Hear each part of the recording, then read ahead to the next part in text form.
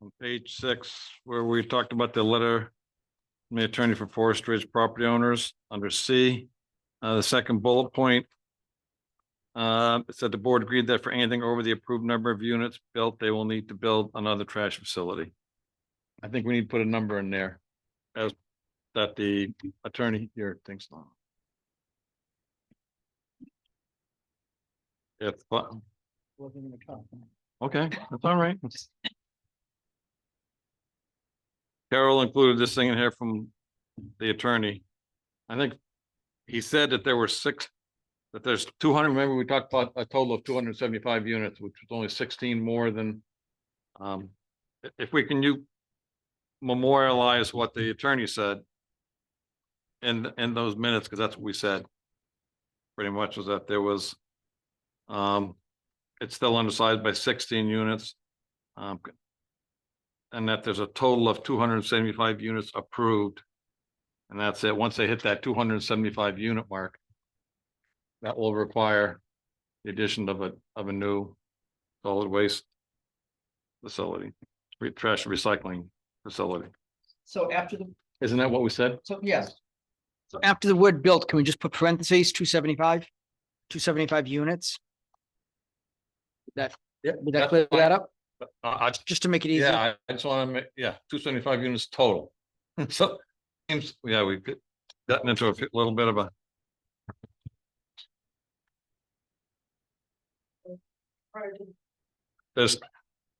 I mean, there's 200, in the attorney's letter, he said that there's 275 units approved.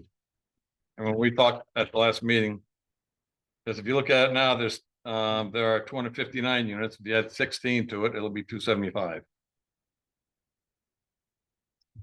So shouldn't that be 275 though, plus? It'll be at 275. Because right now they have 259. Right. 259. He said they're still undersized by 16. Right. So undersized by 16. So if you take 259 and add 16. Because the 259, 16 under construction and 24 units. He's including 16 under construction and 24 units in the 259. What I'm believing. Because there's only a total of 275 that were approved to be used for that one, right? Because instead of splitting hairs, we just said, let's make it for 275. And then after that, anything new, anybody comes on, it can. Well, I agree with OJ. If we just put that number 275. How many units are at the Pine though? Isn't it more than 16? So we have to add 24 to the 259. I think 275, does that, the 275 includes the Pines, right? No.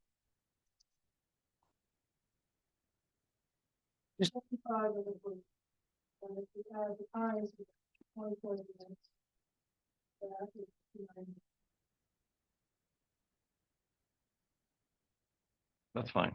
Just put that in. If we can just say it's 275 original units plus 24 units at the Pines, which brings it up to a total of that number. And then from anything after that number will require the additional trash. Yeah. And I think that works. That's all I had in there. Anyone else have anything? I'll make a motion to accept as amended. One second. Second, yeah. All those in favor? Aye. Aye. Aye. Okay. Moving along.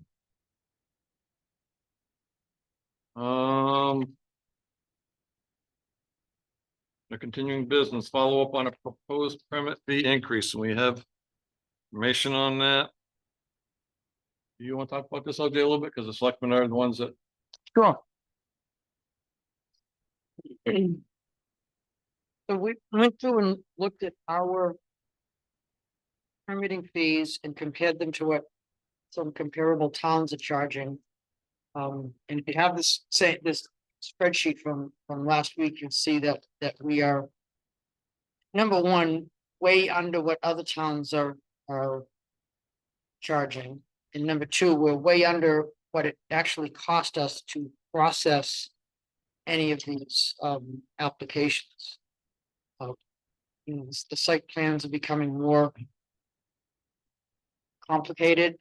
And again, while they pay for third-party review from our engineer, the $350 fee does not cover all of the time that Carol spends on it, Sean spends on it, Jade spends on it.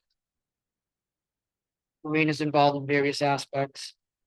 And we would thinking that it would be appropriate to let the people who are building these, $1, $2, $3 million homes to better participate in funding the labor that's required to process the applications and manage process after the application comes to the planning board. So we have 4 options. They all start with a $350 application fee, which is what we have now. But then there's an added on per square foot fee that we put down options of 45 cents, 60 cents, 75 cents, and $1 per square foot in addition to the $350 application fee.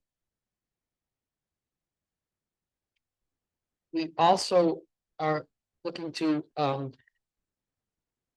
change or actually add a fee for retaining walls that are greater than 4 feet in height. Those seem to be the biggest administrative problem, and I didn't say problem, but time, Labor intensive. yeah, attention to it. For both the for Sean, who's out in the field looking at them, and for the office staff dealing with the administration side of it. So to put in there a $500 administrative fee for just handling any retaining wall over 4 feet. And then a $1,500 escrow, which would then be used just like their other escrow, is to pay third-party engineers to review, consult, go look at. What's that? Is it separate for the retaining wall? There's a separate amount. What is it?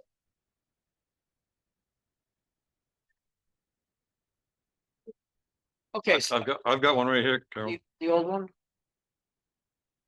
one, Pre-construction retaining wall construction control document. Does it show what it cost? I've got the whole document. so here. is it just the admin fee that's new, the 500? The 1,500 stays the Right. same? Right, I thought that went up, all right. yeah, it's right here. There's already a $1,500 retaining. wall. Okay,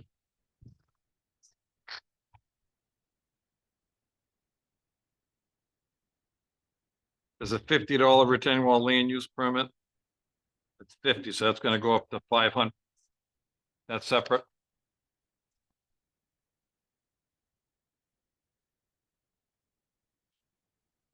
It should be, yeah.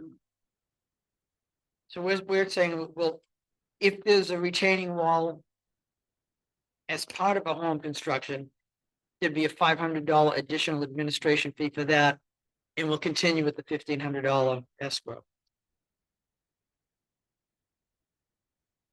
Right.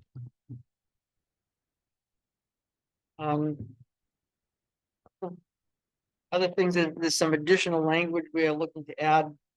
If work requiring a residential or commercial land use permit is commenced or completed prior to the issuance of such permits, the applicable land use fee shall be increased by 25% for a company's or individual's first occurrence, by 50% for second occurrence, and by 100% for subsequent occurrences. And this is just to persuade people to not try to get away with doing a project without the required permit, or doing it before the permit has been issued. which has become a problem. I don't know to what extent, but enough that would like to persuade them to not do it. Can we get examples of where that, because I didn't see that in it. When I came down, I got the packet of what we currently have, so this is the additional language, but is there examples of where people start work before they, is there a lot of it going on? I mean, it's the first I've heard of it, that's why I'm asking. I don't know if. Hmm. I mean, we know that it's happened with bedrooms and bathrooms up in some of those larger homes that have decks. We've seen that and have gone back afterwards and had people apply afterwards. We've seen it with retaining walls.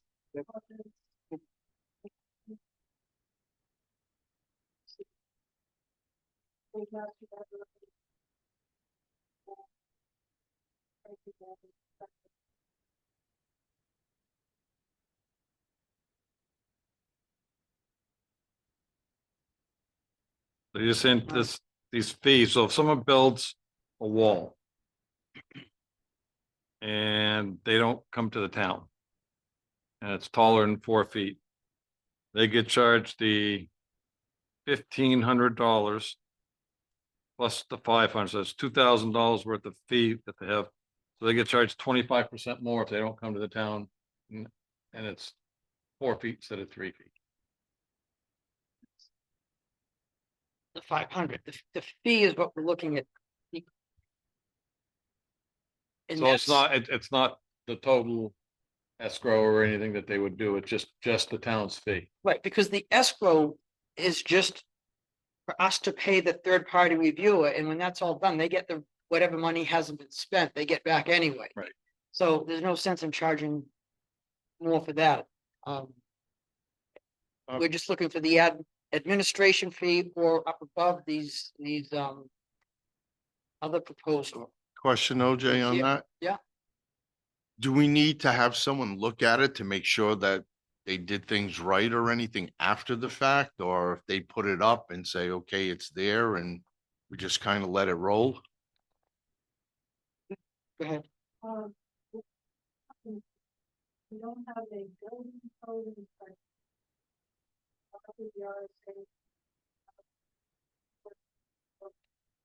Okay.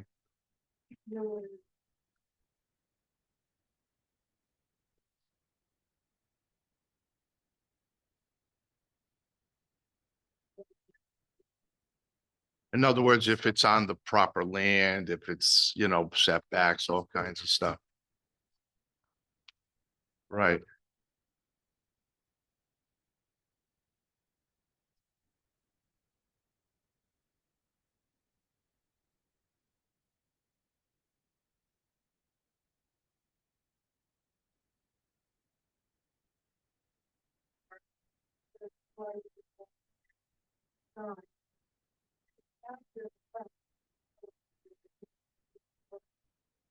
Starting out to be the same. Over summer. Doesn't even have to be in place. Time is involved in their personal license on the line. Because the town does not want to adopt that, they're saying they can. We have to tell them. To be able to make it. Everybody. Put their license on the line. I mean, say that. Not only did they.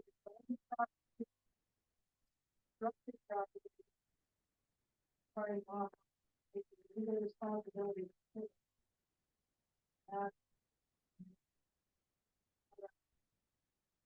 Yep. Building a house or anything else. It's part of the deal. All the people who have the Kansas state license. Sign it. What the news was.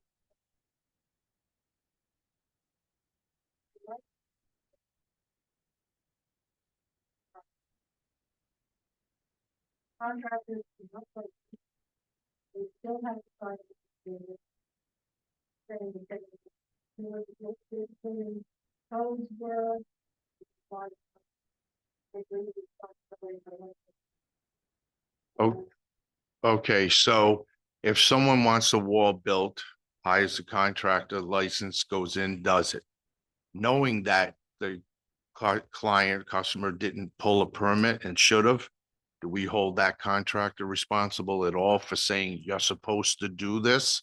And I'm not gonna do it unless you, Well, it's not up to, I wouldn't think it would be up to the person doing the construction because they're doing it for the client and the client's supposed to know what he Well, has to do, right. what they have to do. And if they don't, they come down to the town and they ask the town whether they need a permit or not. Hmm. You know, so, and that's when Sean goes up and says, hey, look, you're building something.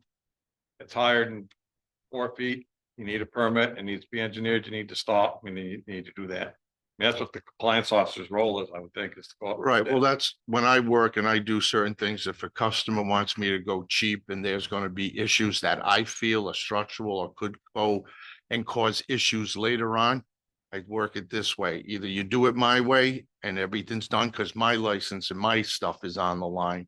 I'm not gonna listen to you because something happens, you're coming after me. Right. So I tell the customer, you either do it this way, which means get a permit, do it the right way, or find someone else.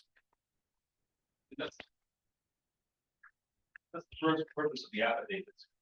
Oh. Basically, did what I said what I did, so. You turn that on. Right, but this, Oh. that's not what I'm talking about, Okay. Sean. I'm saying that you have a contractor knowing the client didn't get a permit and needs one, Right, but they're gonna go ahead and do the work anyway. I'm saying that the contractor should tell the client, until you get a permit, I am not going to do that's this. correct, yes, That's what they because they're should assuming do. liability if they do Right, that. even after the fact, Right. if you say ask for forgiveness instead of permission, Right. he still signs off on it and it's structurally fine. I'm saying to avoid all that stuff in the beginning is just do it right and hold everybody accountable. Right. That's all. But you may have a contractor that's from out of state or somewhere else come in and say, not realize what the rules are in town and think that the client already has all the permits that are necessary. So. I mean, All right, the only way you get around that is when Sean goes up and says, hey, what are you doing? I haven't seen, do you have a permit? No, well, you need a permit. That's, Right, that's Okay. pretty much how we handle it right now. right. I'm just saying, should there be a change where both people are responsible for making sure things are done in the forefront? That's all I'm asking. Do we have occupancy permits anymore? We're not allowed to issue building permits because we didn't adopt that RSA that allowed us to enforce the state building codes. That means we cannot issue certificates of occupancy.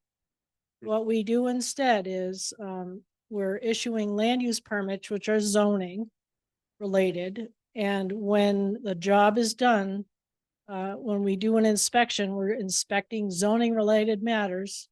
And we issue a land use compliance certificate.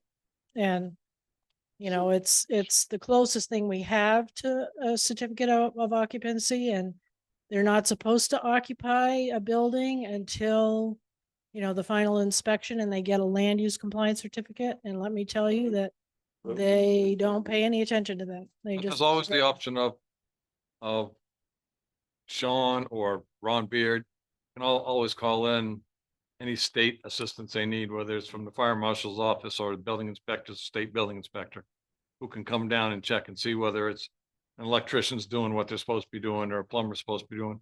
And they have that right to do that when they go in and do the inspections, you know, if they don't think something's. Well, I Something's think right. they do, but the fire marshal's office has made it very clear that they don't really have staff to come down here for single family or duplexes. So they're, you know, they're good for commercial, and actually for commercial properties, we do require them also to get a building permit from the state of New Hampshire's fire marshal's office. Well, the town has the ability to, on commercial properties, to ask the applicant to hire an independent, to pay for an independent inspector for a commercial property. Am I correct? Right? We can do that. That's part of the ordinance. We did, I mean, Riverwalk did that, didn't they? Well, we had State. the state building, the fire marshal's office did the state building code enforcement. You know, they issued a building permit. So for Riverwalk, he had to apply right. for a building permit in addition to a land use permit from us. I clearly remember that when we were talking about doing commercial properties, but planning board has the ability, on commercial properties anyway, say, we're going to require you to hire an independent building inspector to make sure that this building is built as it says it was going to be and it complies with all. Well, we did that, but that's before we made the arrangement with the fire marshal's office. Before, the fire marshal's office did not do that. Right, but at we can some still do it point- on our own. Well, I don't know. Yeah. I know that we did that. But that was before the fire marshal's office was, I think we. still have Willing the to do ability to do that. I don't know. almost I think- would think you're right, because we never changed the ordinance. Right, But it's like, I know the Hampton Inn, fire marshal was involved in that. the second phase 2 of Riverwalk, Riverwalk Marshal did that. right? Those are basically anything over 3 units commercially Different. is the trigger point, right. Yeah. right? That's why I understand, right? Well, it's 3 units and more. And more. But Yeah. there should be, I mean, if the commercial entity comes in with an application and the fire marshal's office doesn't have time to take a look at it. And the town has the ability to say, we're gonna require you to hire an independent inspector to work for that's gonna report to the town and make sure that you build this according to the plans. Because the town doesn't have any ability to go in there and check everything out, and that's why we said that when we were doing it. We didn't care about the residential deck or something like that. It was more for the commercial, bigger properties. And that we were I thought we were doing that now, but apparently not. You know, I not just right don't now, think that we've had the need to do it. I'm No. trying, what are the, it's mostly the multi-unit fire side, for example, is single, double and triple. So those are, we basically run under the CCA program where I did what I said what I did. And the I would say the GC signs off that he did everything in accordance with local, state and federal, as well as the subcontractors do the same. So that's how we do it right now. 4 and above would go to fire marshal for review, come back on the commercial side. So they'd have their state of New Hampshire, and then we'd piggyback on that, and we do our LUP process with that. Yeah, we try to coordinate those 2 together. Yeah, but I mean, I would think on the commercial units, not just having them sign that construction and control affidavit, but having an independent third party inspector to make sure that they built it according to their plan would be beneficial for the town, because then it's, I mean, and they have to pay for it. Right. And then, I mean, the town can request that. I think that's part of the ordinance. But Yeah, I'd have to read. Yeah, I don't think we've had to though, because the things that we would want to do that with are the ones that are getting the building permits from the state fire marshal's office. Like Alex Ray's Diner is gonna do that. Yeah.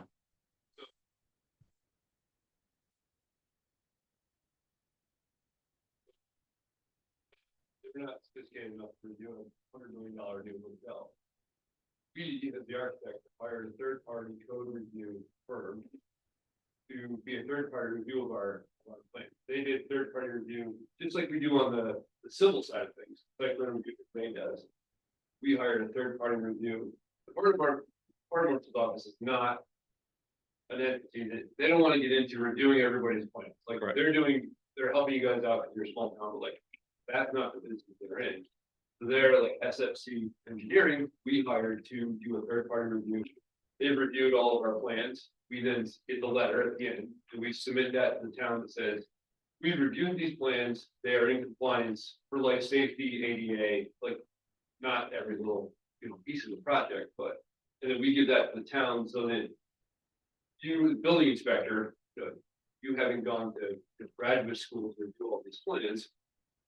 They have a, big firm and they have specializing in, we reviewed the sprinkler system, alarm system, egress for fire safety, and then ADA, so all like the life safety stuff. They review, they issue a letter, we submit that with the building permit, and then they issue the permit. They're not coming in to do inspections to verify that it's been built. That's on the professional and the license of That's right. the builder, the architect, the owner. That's on them. That's why they're licensed professionals. They're the ones there to make sure it gets built properly, and then the inspections. But at least you know that egress is correct, life safety is correct, ADA accessibility is correct, all the big ticket items. Very similar to the third party civil. But the town of Lincoln hasn't adopted the building code, so there's many other towns that have, so they have a building inspector. We don't have. We haven't adopted the building code, so we don't need or have a building inspector. That's why I've always thought that on commercial, that we hire a bill, what's that? International building. The state of New Hampshire has, but the town of Lincoln has not. No. It still applies to, It applies, but we don't enforce it. but we don't have don't the inspect one. ability to enforce it. Legally, we don't. Same with, they don't have it either, but on bigger commercial projects, they don't have the sophistication to do. The fire chief does not have 300 hours to sit down and look at, 600 pages of drawings. On that one, we hired a third party firm to come in and do that, similar to what they did at Riverwalk, except that's kind of a special case. They're not gonna, like, we submit that to the, the fire suppression system on Alex's stuff, we're gonna be like, no, that's your problem. And so, The one that you're thinking about that we did it for was, the last edition for the South Peak, the hotel right behind us. That Dennis Ducharme did.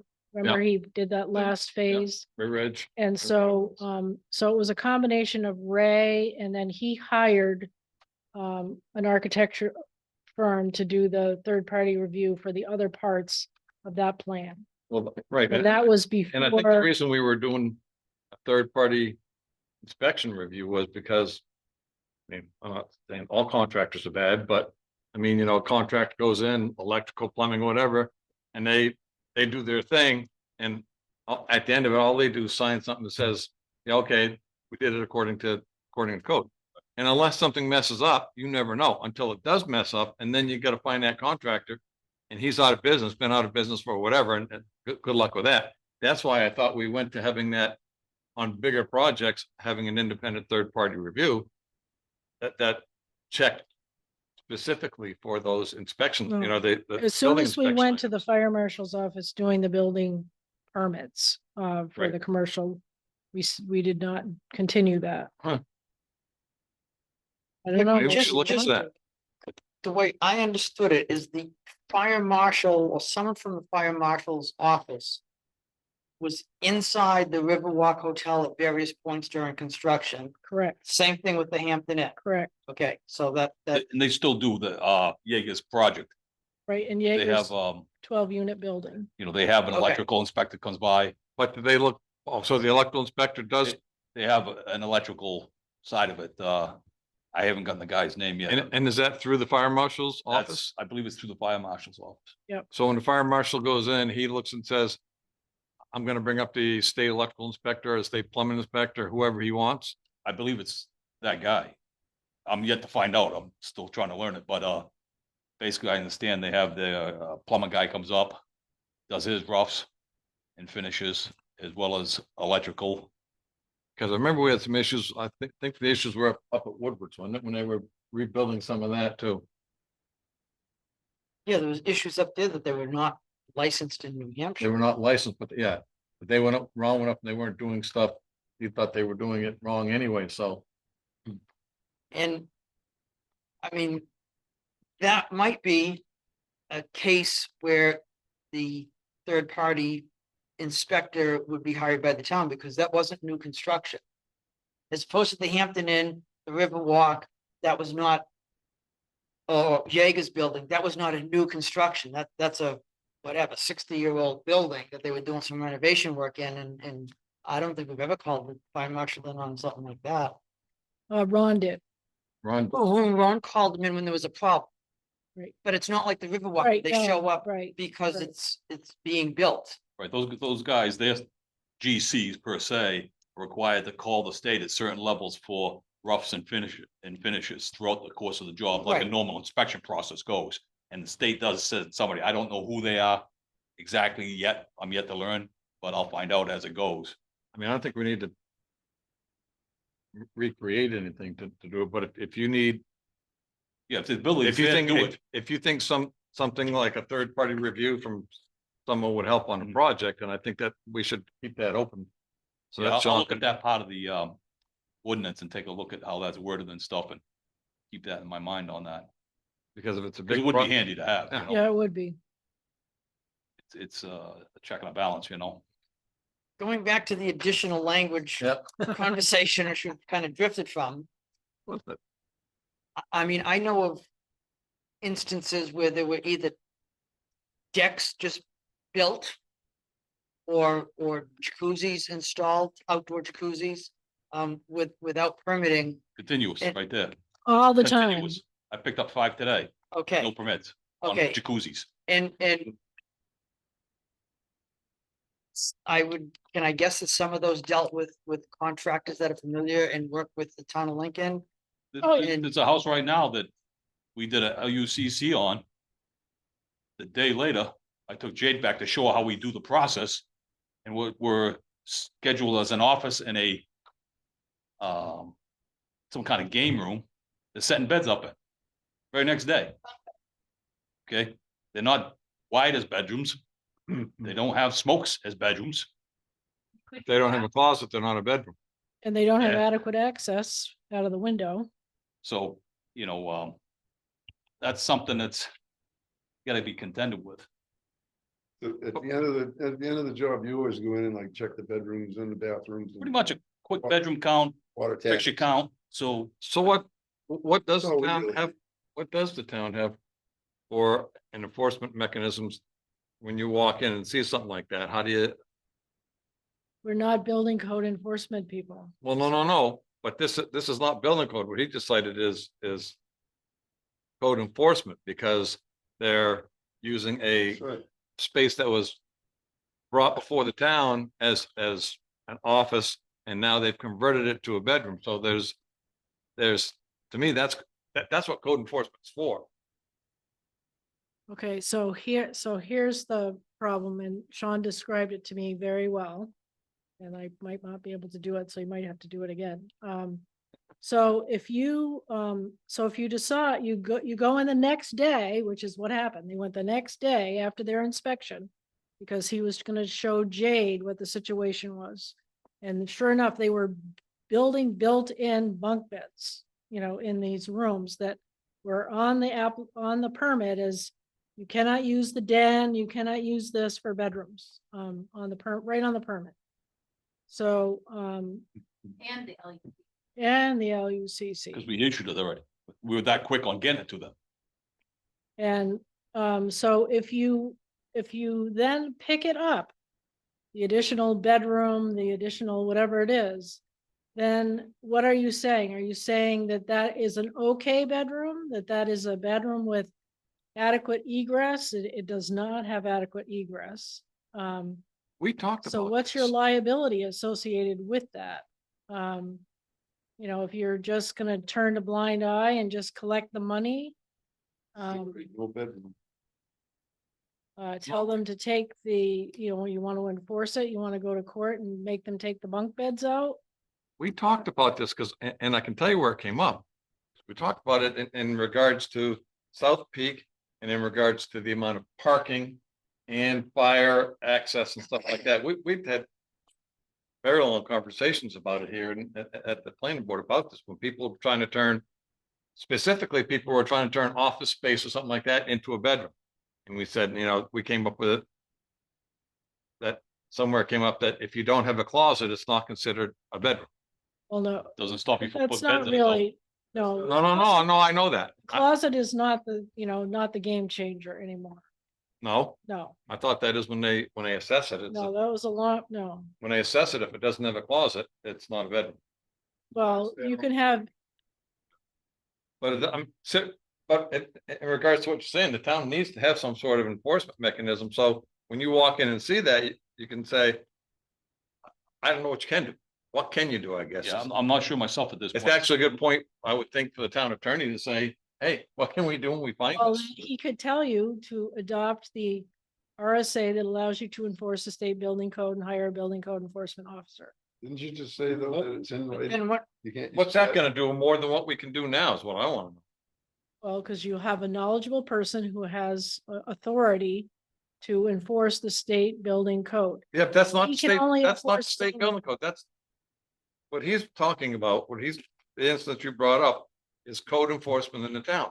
Which states that when you have to identify all the bedrooms, you pay your permits, so you're not paying the bedroom tax fee or whatever that is, so you're stealing from the town, for one thing. I mean, so all of these things have some legal standing to them, I would think somewhere, and Jason should be able to say, look, Like safety. if you find some doing life safety, because that was another thing, Ron Beard said that there was one that had, I forgot where it was. Somewhere that it had a whole bunch of bedrooms and no way to get out. For fire safety, I can't remember where it was. A lot of them, a And, lot of, and so to me, there's gotta be a way through planning, because it's a code enforcement thing. Issue that they should be able to talk to Jason and say, what can we do? Can we? I mean, if it's already built. And then you go in and do it, and then they change afterwards, and we discuss that, how do you find out? Is it through the cleaning ladies, is it through, how well, do you find out? Because then it becomes an issue with parking, because, and that's what it was Well, brought up we about, well, initially- now we don't have enough parking spaces, because it was approved with only 4 bedrooms, and now there's 6, you know? Yeah. But didn't you just say that it was in the writing that, this den's not to be used as a bedroom and all that? kind of Yeah. stuff? okay, but then what do you want to do? Do you want to It's in go to writing. court and try to get a judge to make them take it out? what about a Just cease send them a letter, tell them to take Well, it no, out? it's already built, and desist? can't we do like they do it, Not safe. like they do with cars? Okay, So instead of for putting a cease and chalk on a tire, desist- you put something across the driveway and say, hey, look, till you bring this into Cease and compliance, you can't desist. use your house. For a cease and desist, there's a specific way that you have to do it, and it's a pre-court thing. Peter Malia went over this with us, with Butch and I. There's a certain way to do it. It's basically pre-court. So, you You only have to do make that- examples. Pardon? Once you do it to 1 or 2 people, the rest are gonna hear. And I agree with you. If we're just turning a blind eye to it now, we shouldn't be.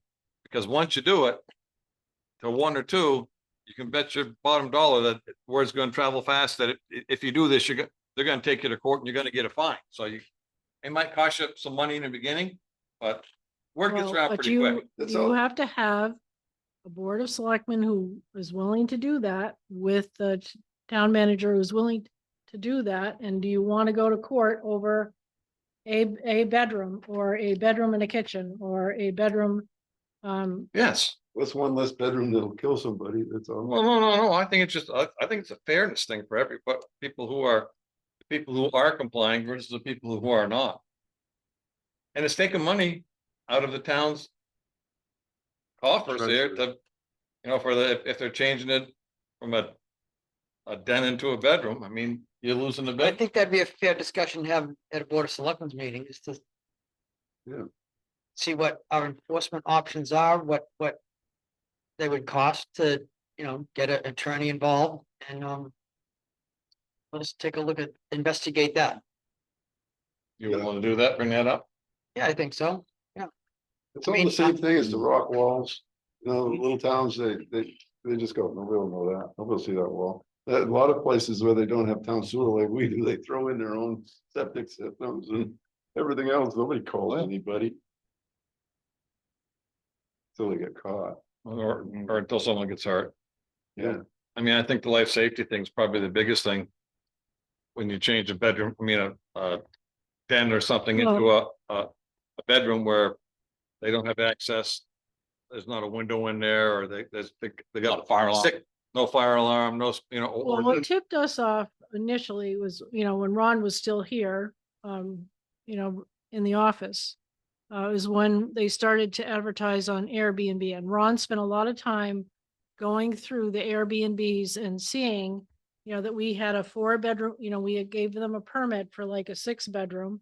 And they were advertising on Airbnb for 6 or 8 that's what you bedrooms. found us, that's right. Then they had, you can sleep 32 or some outrageous number like that. Yeah, I remember. And then, Bus out. and then one of the, persons who came, gave a plan to the HOA for approval, came with a different plan to get approval from us.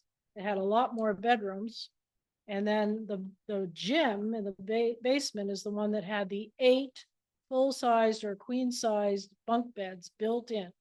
So that when we went to inspect it for something else, there were all the built-in bunk beds in the gym. There was no room to be a gym, it was, Well, it sounds like the Board of Selectmen are willing to, OJ's gonna put it, willing to see what we can do. I mean, Yeah, Anyway. I don't have the answers right now. I'm just picking up on the no, actions. no, here. no, I mean, I always thought that. I mean, when they sign something especially, there's, Yeah, they're lying. they're lying. well, what do you call it? It's a legal terminology when you sign something, and you don't do it, so. Especially when you're trying to take, when it requires a fee. If you don't do it versus doing it, taking the money from the town, I mean, called fraud. It's fraud. no, it's called. Yeah. Theft and fraud. Um, All right, so I'll bring this up with the Board of Selectmen to look at a process, cease and desist or whatever for unapproved bedrooms, bathrooms, et cetera. the fees. I'm fine with the fees. I guess the question I have, and I talked to Karina about this, is I think that these fees ought to go into a special revenue account. And that they ought to go in there in order to defray the cost directly from the department that's being impacted by this. And that way there, it doesn't just go in a general fund, it goes back to wherever the charge was. It's affecting it, so it would go to the planning department, or what, if your time is charged to the planning department, then that, it would go there. If your time is charged for inspection is charged to the administrative, then we'll go back to there, but having a special revenue account, I think will go a long way towards, and I think the budget committee should weigh in on it, and see as well, or the selectmen, if they're in agreement, however it needs to work, but I mean, I'm in favor of these fees going up. I'd like to see them create a special revenue account, like I said, that, so that they would go back towards the frame, those extra charges. Other than that, I think it's fine. Hey. Anyone else want to comment? So when we do get application fees or checks in, and I have to record all of that information, when I give it to Becky, the accountant or finance, I have to break out that $350 was to application fee. 2,750 was to water, sewer, whatever. So I do break that out. I don't know the back part of that, but I do know that like certain chunks, she watermarks for water, sewer, impact fees, bedrooms, whatever. Right, I mean, it's the same thing. That's exactly what I'm saying. I mean. Yeah. So you have your water and sewer tap fees that those come in, those go. Right. Be offset, and the same thing with inspection fees should be, those fees should come in and have a special revenue account to go towards the department that is, it's affecting. When you say account, do you mean like the water and sewer tap fees? Those monies get deposited in a different bank account than the general fund. Go ahead. But what Jade's also talking about is like when Becky posts it to, application revenue or whatever that like, that's an account with some 8-digit number that Becky can pull up and say, okay, this year so far, under that 8-digit number, we've taken in $10,000. All right. Is that kind of account tracking adequate, or does it actually have to physically go into a separate bank account with a different bank account number? New checks, new signatures, I think it just goes, Just track it. no, just I mean, track it. it's a revenue thing. I think So- it's a, a I revenue think thing, it's a so- separate trust, like a trust account. No, I For think it water, just goes into the sewer. revenue account, just like you have at the solid waste facility, they have a revenue account. At the planning board Right, department can have a revenue account that goes into. okay, then we already do that. Yeah. We already do Yeah, that. it's something that you already do. We already but- do. Yeah. Yeah. But when I talk to Corinne, I think what you have to do is you have to set, legally, I think you have to go before a March town meeting and set up a special revenue account. She was saying that would be the way to do it. I don't know, when I was talking to her, you might want to check with her, but Again, it depends on what you want. If you want Becky to be able to say, you know, all of this is going into this XYZ numbered account in the general fund. And at the end of the year or monthly, whatever you want, she can print out and say, this is how much money we took in this XYZ account. It's in the general fund, but this is the number. That kind of accounting is fairly easy to do because we do it right now. Right? Monies go into directed things. Things like the water and sewer tap fees, those go into two separate physical bank accounts that maintain a balance, and all the money in that account is just water tap fees, or just sewer tap fees, or just the Bedroom escrow impact. monies. Well, actually, those are all of different accounts, but Yeah, Yes. bedroom impact fees. bedroom impact fees are separate. So by separate revenue account, you're saying it's okay that it's not like the water and sewer tap fees within a physical account all by itself. It's just tracked in the municipal financial records as its own account, and we can see what it is on a whatever basis you want. but that doesn't offset the cost of the actual expense, does it? Because if you put it into the general account, it's not offsetting the cost of, Salaries. well, yeah, Well, the salaries come out of that same general account. Again, in specific account of you, if you go to planning board wages, that's an account in the bookkeeping, Out of the general fund. out of the general fund. 819, as I am, would be listed out as 819. These are the costs, but it's coming out of the general fund. but when you, Cor- right, but when you correct. look at like solid waste. There's a revenue. There's a section there for revenues. And the revenues come from Woodstock and they come from solid waste, construction demolition, they come from recycling fees and all that.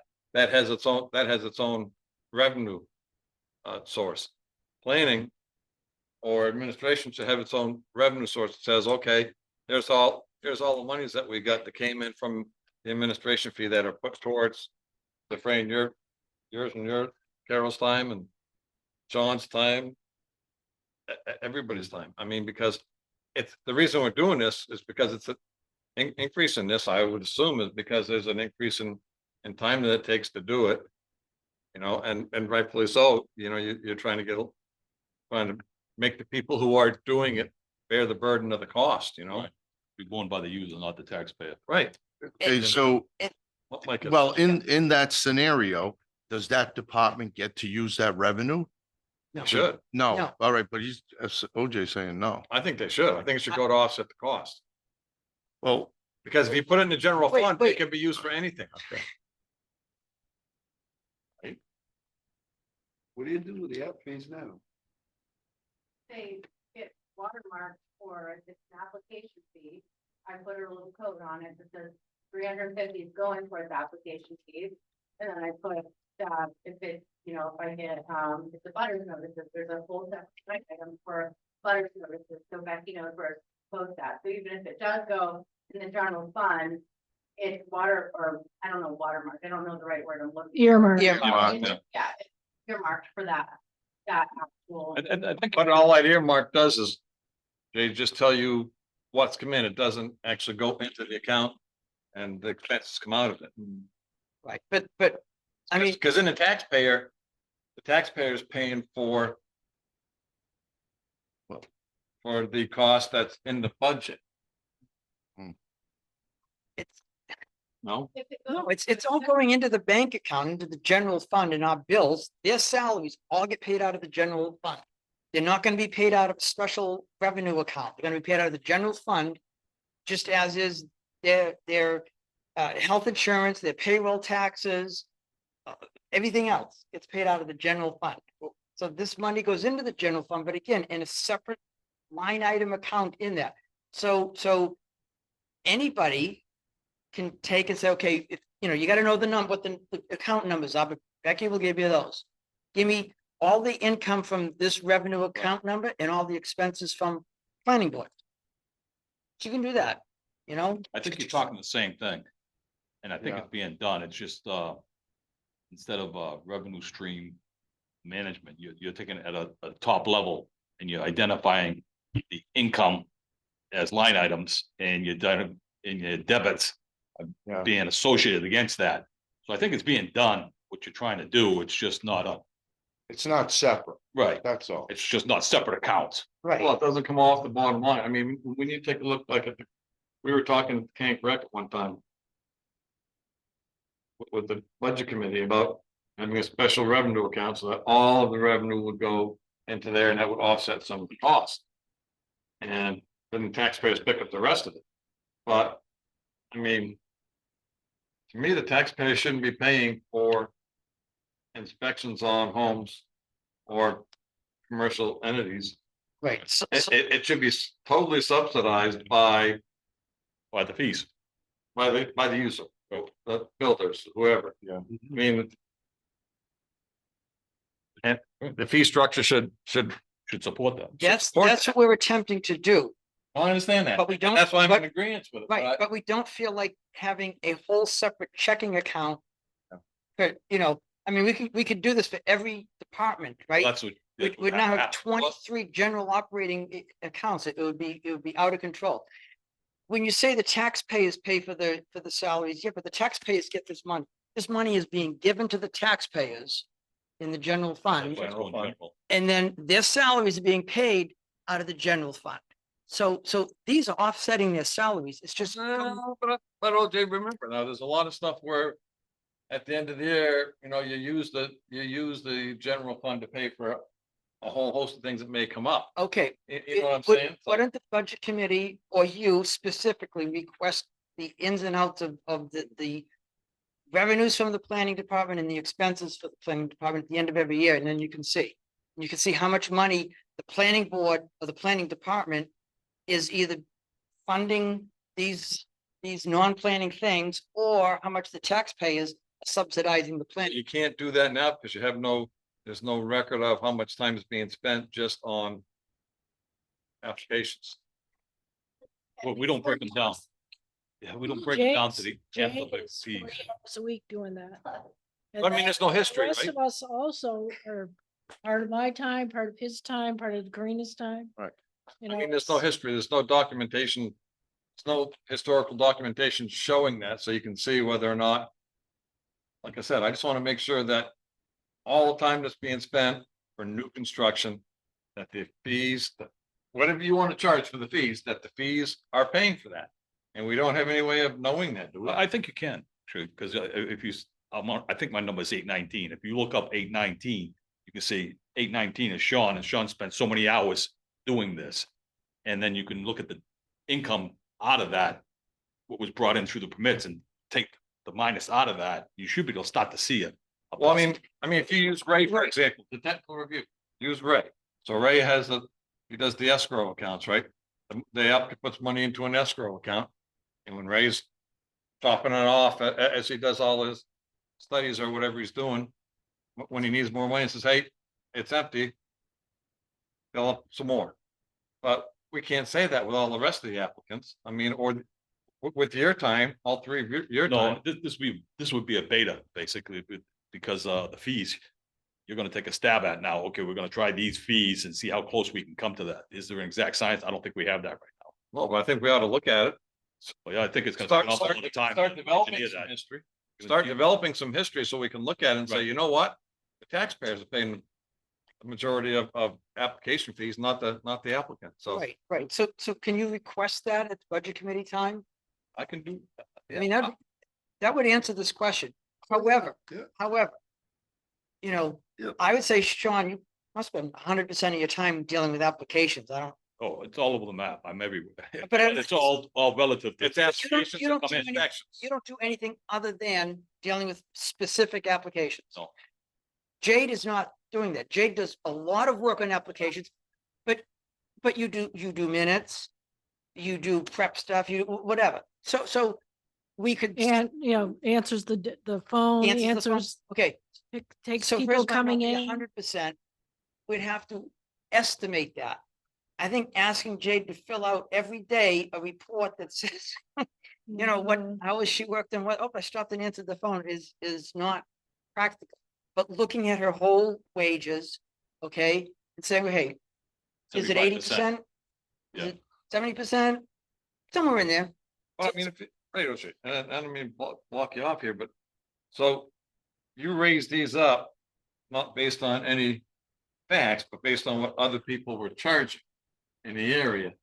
And so I look at it and think it'd be nice to start building some history, even if we start today, whatever it is, find a way, a method to be able to say that, Okay, to look at it. That's all I'm saying. and I totally agree with you, and I found a way. We go to Becky and say, what's the revenue from this line item? What are the expenses from this line item? And we bring it to the budget committee and we can discuss it. You could take your square footage. I'm fine with that. Okay. And I just wanna, But you could take your square footage of a year's run Put a number on. and it, put a yeah. number on it. Yeah. It can be done, but it takes time. It's quite a bit of time. I mean, I'm I supposed to mean, be when- 12 to 20 right. hours a week here and I'm Right. 45 hours a week, right, so it's finding time to try to hone in on that. I think over time you can get that. You won't get that today, but it's a process improvement of which I think you're on a baseline of, hey, how are we making out with this? Our targets. And I think if you did a run rate with Becky after a year and say, how do we make out over the course of that year? We could say, how do we got to hone this in to perfect it? See, I agree with that approach. The problem with over analyzing this right now is you haven't been here long enough Yeah, to, 3 months. and you haven't been here long enough. So is it a stab based on other things? Partly, Partly, yeah, but it's a- because, it's a safe one. well, no, I mean, to me, it's like a contractor going in and saying. Giving someone an estimate. Well, it's so much a and- square and- foot, and yeah. really yeah, and so they do a square foot price, and go, you know what? Based on what I've done other buildings for. It's so much a square foot, and they may make out well, they may not make out so well. And then they go, okay, I gotta put my cost up because I'm not making You making need enough past per history square for that. We don't have any past history per se. So we've got to establish that baseline. And I think again, as I said, over time, I think you'll be able to develop that and hone in real good with that. But you got to start somewhere. Well, and that's all I'm saying, that we should start. So, all right, Like it. of the So- four, of so are the you four looking for- options, are you looking for a motion to? No. Or, no, this is a Board of Selectmen's decision that we're putting out for input. Okay. And, if the planning board wants to weigh in on options 1 through 4, the $500 administration fee, and then what's the additional language, which is really the don't tell the truth penalty. I mean, I think you need that here. Yeah. You know, yeah. it's I unfortunate, totally but do. I'm gonna tell you right today, 5 hot tubs. All houses have been done within 3 to 6 months. Now there's hot tubs. Why didn't you file for the hot tubs? What's a hot tub cost? $1,000 now, and the tap fee? 500 gallon. I don't, Yeah, just, probably 500 or more. yeah. There you go. So right there alone, and we're just getting started. As these LUCCs come online, I'll tell you, I see stubs sticking up on the ground, or they're roughed out. Right. Well, we're not doing anything. Irrigation, that's another Well, one. and that's one of the things we talked about adding they're 4 To- to points, this, 4 it- points each, whatever point is, for water, I think. 200. water and sewer tap assessments.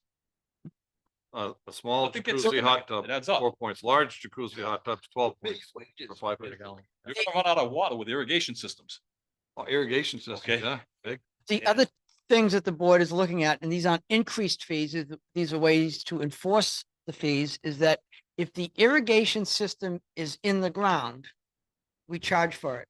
If it's not hooked up to the water system yet, oh, well, it's in the ground.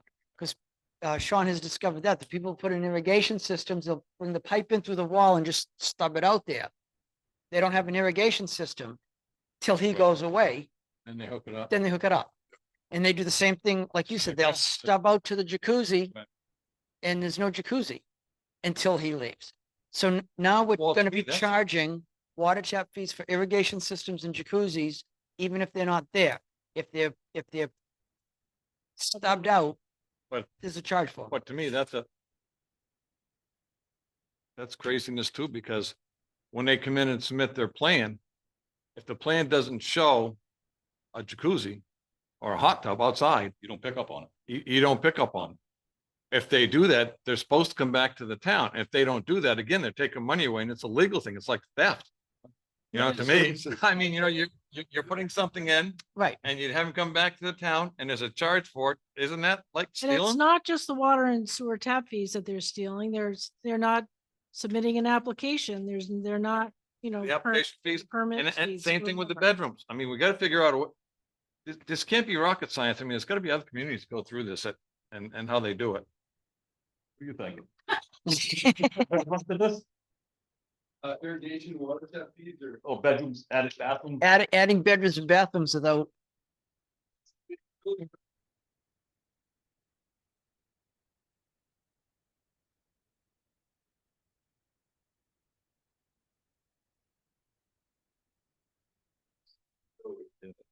The bedroom thing isn't real, No, but like after the facts, you know, what are you guys running into? You know, you submit plans or, you know, you see plans submit and then all of a sudden. Somebody goes out there and checks and they see ×2. We added more bedrooms, so stuff like that, I mean. I mean, we're looking at it more from a real estate legal point of view, in Yeah. terms of the value of the home, Right. less of a life safety. Assessors go in and they look at it and if they won't call it a bedroom. I don't believe unless it has a closet in. I don't care if it's got Well, two no, bedrooms in it. right now, well, Cindy told me that she wouldn't charge, that she wasn't gonna do any basements. This was before she changed her mind. She said something else to Karina, but she told me that she wasn't gonna count anything in the basement. So, and I had issued all kinds of permits with, you know, fully developed basements with essentially an apartment in the basement. You know, they had bedrooms and they had like a, you know, short bar kitchen-y type of thing. And, you know, bedrooms, bathrooms, everything down there. And she said, no, they don't have, the bedrooms down there don't have adequate egress. And so they don't really count as a bedroom. And I'm like, I, Bank. The lower levels are not of the same value, therefore lots of appraisal companies use credit. So you've got a fully fit out basement and on a hillside, unless you have a sophisticated assessor doing that for the bank, you used to be working in work. They just, the whole lower level doesn't count. There's no any value to that. That's from bank's point of view.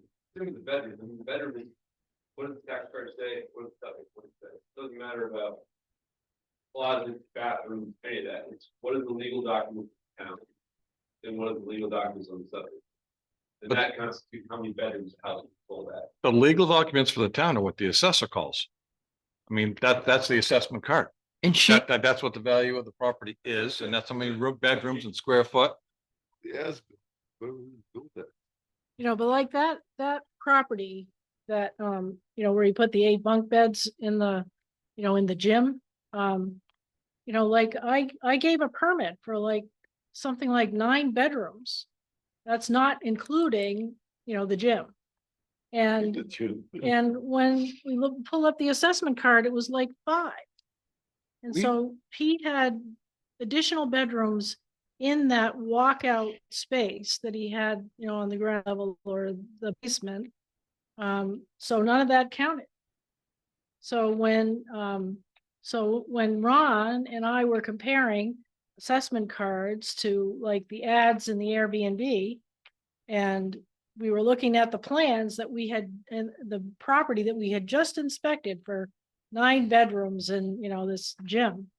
That's what they were advertising for on Airbnb.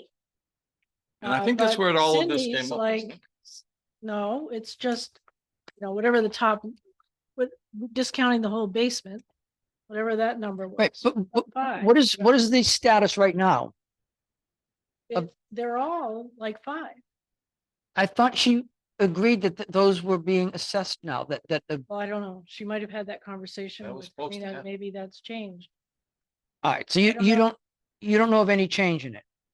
I'm not aware of any All right. changes. And one of the other They things, haven't was- I haven't looked that one up since then. one of the other things that was brought up was that during this time was that it was, the town didn't really have a way to be able to go in after the fact Right. and assess those. And then, but it was Ron Beard and I thought the board, because I thought it was coming from this part of this short-term rental thing, that Ron has the ability to go in and do a life safety inspection. I Yeah, thought, there you as go. fire He's not. and that's how it was going to. There was Well, something please do about the that. fire chief being able to go in after Bill and take a look and say, hey, wait a minute. And that's how the town could find out whether a office was being used as a bedroom or not. That's a trespass after the LUCC is ended. Yeah. So if you put an LUCC and you say, okay, this is what your baseline is, then you come back later and say, I want to check it. I think you're gonna find that's a trespass. Right. Yeah, I think Ron, I think the fire chief has broader discretion in that kind of thing in commercial properties. We were talking Okay. about- I know we were talking about. those fees. We were talking about it that as part of the Airbnb registration process, the fire chief made himself available to check any Airbnbs. Really for egress and safety features, but he can't, I don't believe he can make them let him in unless there's a don't think so. reported or somehow he knows of a serious safety issue. Now, a safety issue isn't that they converted the gym into a bedroom, but would be Access. something, something that Perhaps one of your workarounds on if it's in fact an Airbnb, they do a registration here, well, do you do an inspection on a yearly basis with that registration and work your fees such that they have to schedule you to come in and do an inspection of what they have as part of We your, don't have staff for that. but that's Well, no, but We- you talk about water meters and not making any money because we're not charging for water. It seems to me that there's a lot of theft going on here. oh, absolutely. it's. I mean, a lot, by the A lot. sounds of it. I mean, people are putting in jacuzzis, they're putting in extra bedrooms, they're putting in, they're and they're not paying the town fees for it. So to me, that, I would think an attorney, the town's attorney would have, if you talk to them, should be able to have some way of finding out whether people are doing this or not. I mean, that they're $1 million houses and they're cheating out on a, You guys should probably schedule a workshop with the town attorney based on some of them questions. I would suggest that. Because it's valid. I mean, we're losing, sounds to me like a pretty serious money. That was just by chance that we have to find that one Yeah. because we went back literally the day after we issued the LUCC. Right, just to Just show showed the process. Right. Right. That was just one house that we found. And technically, were we trespassing? Yeah, I guess we were. Because it's like, hey, I know the guys are still there. Let's go, let me show you what we do, what we did. This is how it works. And then you go into this, you go, All right, so, All right, so it sounds like. is there there's- any suggestion? I mean, we put down 4 options. Which one is the board suggesting? The board was, Board select- Like a buck a square foot. okay, the option 4. We were thinking either 3 or 4, the higher ones. I mean, we know that, I don't know, we don't have the history you're looking for, but we know that 1 and 2 aren't gonna cut it. fully cover. And this is only for new permits, so all the old fees for just building a deck and stuff like that, those are gonna stay, those aren't gonna get increased. This is for new construction, right? Basically. This is new construction. But I mean, it's also in additions. I mean, if you're gonna put a, It's not maintenance.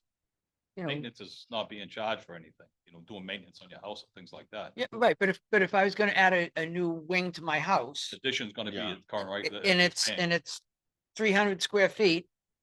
It's $1 square foot, I'm paying $300 plus the 350.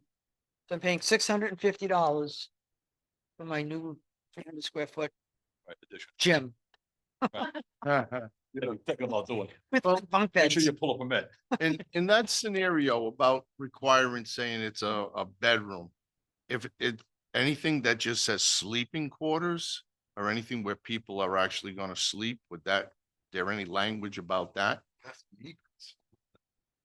Well, I'm saying like the bedroom isn't a bedroom unless it has a closet or something, okay? I'm just saying if it's not considered a bedroom because of whatever, but there are beds or bunk beds, especially if they're built in. I mean, you could bring a cot in and that's not built in, that can come in and out. But when you're talking about built-in, bunk beds or whatever, In your room. that's a whole nother story. I mean, they're anchored in the walls, they're built in. Right, right. So I'm just going with, is there a way about sleeping quarters? Or permanent sleeping quarters, even it's not considered. I mean, if they're gonna build them after we inspect the house so Yeah. that they don't have to pay for them, doesn't matter what we call them. That's right. Yeah. they're Instead of not paying Well- for bedrooms, they're not gonna pay for sleeping quarters, you know what I mean? Well, the sleeping quarters, is that a way for us to get in again on a safety issue or something to take a look and say where? I thought it was, I thought the town determined that Ron had the ability to go in and check. I think you're right about based on some information from either like a house cleaner or somebody, that he could go in and say, hey, you've got an extra bedroom in here, it doesn't have the right access or egress or whatever, and you don't have enough parking, therefore you don't have enough parking spaces as well. Because the town's losing a lot of money in that regard, but. And the town still has, there's a lot of property yet to build. Well. One step at a time. We're looking at increasing the fees. Putting in a penalty. Charging for irrigation and charging for jacuzzis, even if they're just roughed in and not hooked up. So, So we don't have Can- the can we- square, we don't have the square footage now, right? B, no, we don't. We just have 350. 350. So. Steve was He was a buck. I don't know if I can. suggesting option 4 at $1 a square foot. So you're building a 2 point. Well, that's true, but I mean, I don't know. I agree with that, but I think about some of the local people in town who may not have as much money as some of the people who are building those four main. It's gonna go up there and build a $2 million house. No, but this affects them, anyone in the old part of town. It's gonna Well, if affect you're gonna- Maple Street, Pleasant Street. If you were gonna build an addition on, as Yeah. OJ said, it would cost you that, Yeah, I'm just trying to find a little relief if you can, somewhere for, all I know is every year the taxes go up, yeah, then well, they go up, yeah, I mean, we're not getting the my revenues kid either. had to move 2,000 miles to find a decent job. Not gonna, either gonna buy a convenience store or a hotel, they're not having it. Right. And you could work at one for $12 an hour. I know, there's still a lot of properties here that, Well, it's like to just pull up one dress, there's a lot, we're done. OJ's property, if So- you wanted to put an addition up there, it would be based under this $1 a square foot, I mean, Six I'm hundred not, fifty instead of 350. It'll be what? Well, didn't we say it was gonna be 650? Right, instead of for an addition. Right. I just, the people who are building the mansions can afford it, some of the people in town, you always try and find a way to get a little relief, I don't know if we can do that or not. I don't think you can have them, have nots. That's the problem. No, but I mean, I hear you, if. Let's say you build a 1,500 square foot house, pretty modest but reasonable size house. All right. That's gonna be $1,850. And to build that 1,500 square foot house is gonna cost you what? 400? 100,000. 400. Okay, so now you're talking another $1,700. Can I put 400,000? If, yeah, if you're gonna pay 400,000, you could, Well, I understand, but I'm thinking about the person who has a trailer on a piece of property and wants to build a bathroom or enlarge their kitchen or do something in Or a Florida room or something, and, the price of building it is gonna be expensive enough, and that's all. I'm just looking for a little relief if we could find a way. But if it's not, if you can't find it, I'm in favor of what Steve said, so. Well, it does, but every bit you get to put in your pocket's a lot better than put it in someone else's. 85% from the five jacuzzi. absolutely. Well, you'd be surprised at the arguments you get about the jacuzzis because they say, I'm just using my garden hose. I shouldn't have to pay for, and I said, where do you think the water in your garden hose is coming from? It's not coming from underground. And then the other thing is they say, I shouldn't have to pay sewer because I'm just gonna dump it on the lawn. I'm not gonna, I'm hardly ever All gonna right. change out the water, but We I'm got a just couple gonna other dump things it to on get the through lawn. here. It's not gonna go through the sewer system. And I Got a said, just, couple of things. So do you want the sewer, if you want the jacuzzi, you gotta pay the price. That's Steve- That's it. That's just. Steve simple wants answer. $1. OJ, where are you at? Buck and a half. Here? if I can get I'm- that. Selectman anyway. What do you think, Mike? Yep. You think a buck? Yes. Yep. I guess we'll go with the buck. All right, Easy. thank number. you.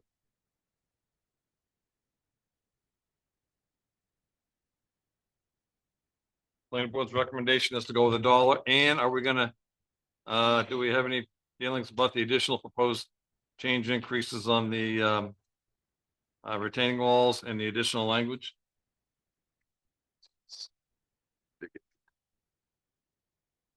Accept it as proposed? The admin site review fee and the escrow. Is that what you're talking about? We already That's do the about escrow. Additional proposed Right, we already changes, did the escrow, so the change would be the additional $500. $500 Admin registration fee. fee, site review fee, and the additional language for those who are not filling out the permits for permits and stuff. If it was any more than that, I'd be happy because it's stepped the services. Just a little whack on the. Mike, what do you think? Yeah, I'd go with what's in. What's in here? All right, Jason, All right, planning board recommends what the board of selectmen is proposing. perfect. All We right, will make those changes. follow up on, letter of compliance. We talked about that. Yeah, and I put in, I did have a conversation with, David Larson, Larson. Yep. And I put it right in here. And then when he saw my agenda, he had a couple of tweaks to it, so I that's saw why you that. have a revised agenda. But all we were gonna do, from my recollection at the last meeting was to memorialize in writing what we just said tonight about the 275 I'll plus. Just write, their attorney back and say. Did we agree that it's a 275 plus the whatever it was, 14, and then the 24. 24. 24? Or, which was, $3.99, And yeah, or is it $2.99? I put it in here. does that go into a file somewhere so that when someone does come back in for another part of the development, they look at that prior to? No, if somebody comes in, buys the additional undeveloped land and decides to come in, then that'll be part of your review process is where you're gonna put the trash. All right, follow up on site plan review. $2.99. It's two, Sorry, what'd you say, Carol? I didn't hear. it's $2.99, the total, Okay. 24 plus the 275, $2.99. Follow up on site plan review and approval for Alex Ray North Diner did not include traffic study requested by New Hampshire DOT after approval. Two town managers memorandum emailed the planning. Okay. So So we got that. Yep. There's that. And we have Chris here, to talk to it, if you have any questions or need input from him or whatever. So, I still think that we have the ability to request Ray to take a look at this and we can, and discuss a traffic study. I think after looking at the attorney's letter, and Karina's letter, I should say, well, that. Karina spoke to the town Right, attorney. town attorney, and he's suggesting that if it becomes a problem, that we'll address it. And that's after, to me, that's after the fact. I don't know why we would wait, because then it becomes a real issue. I mean, you're supposed to be forward thinking on this stuff, and if you think it's gonna be a problem, then you try and mitigate it or find out what you can do to correct it in advance. Whenever we do a notice of decision, and we do conditions subsequent, I mean, to me, that tells me that in all our notices of decision, we do conditions subsequent. And then we'll look at it and say, subject to Ray's final reviews. And if Ray finds out something, no matter what it is, whether it comes from the state of New Hampshire DOT, whether it comes in DES, we then take a look at it, or the town takes a look at it, and has the opportunity at that point in time to say, hey, Ray found something here, and we should probably take a look at it.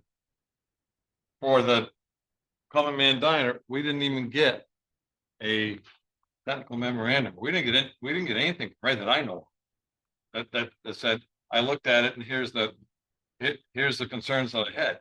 We had Ray brought, when we were talking about it, I think Ray was on at one meeting on Zoom, and he was talking about, he was the one who brought up the by the town's ordinance about the driveways and being within the 50 feet, said it. Right. Ordinance. So Ray had brought it up at that time. And then the DOT further said that they didn't have it wasn't their responsibility, but they would recommend that we do it. So to me, looking at the conditions subsequent, the planning board said, hey, look, Ray, take a look at it. And I mean, the other thing I'm getting from Karina's memo is that Ray doesn't want to look at it. So I mean, It's not that Ray doesn't, you had a discussion about it. It was raised as an issue. Their engineer responded and said, you're just gonna get data. I don't remember the whole details about what he said, but he was recommending against it. And you all agreed that it didn't seem to be, necessary we didn't all agree. because, well, The majority the agreed. majority. So the majority agreed, and so, consequently, we made a notice of decision that did not include anything about a traffic study. And that has been issued already. We've already issued the land use permit. We already have the. Why is a permit issued, prior to conditions subsequent being satisfied? Have we issued a permit? I mean, Because a permit should not be Ray does not feel comfortable, just like it says in here. After issued by speaking with another Ray engineer. Corber yesterday, he's not comfortable including it as a technical requirement, and is contrary to the board's discussion during the approval process and is not being required by the New Hampshire Department of Transportation. I mean, I think the DOT is putting you on notice that, that's something that you in the future should do. Well, I don't. But think the that's what it is. DOT said they recommended that we take a look at it. Ray said online on the Zoom, he had brought that up. But, with all of our commercial applications that we received, Ray does a technical memo. We didn't even get anything that came It's from Ray your about this. job. It's your job to say, you need a traffic study or you don't. I mean, We asked that Ray was to review, presented to you guys and you said, no. we asked Ray to review, it's right in here.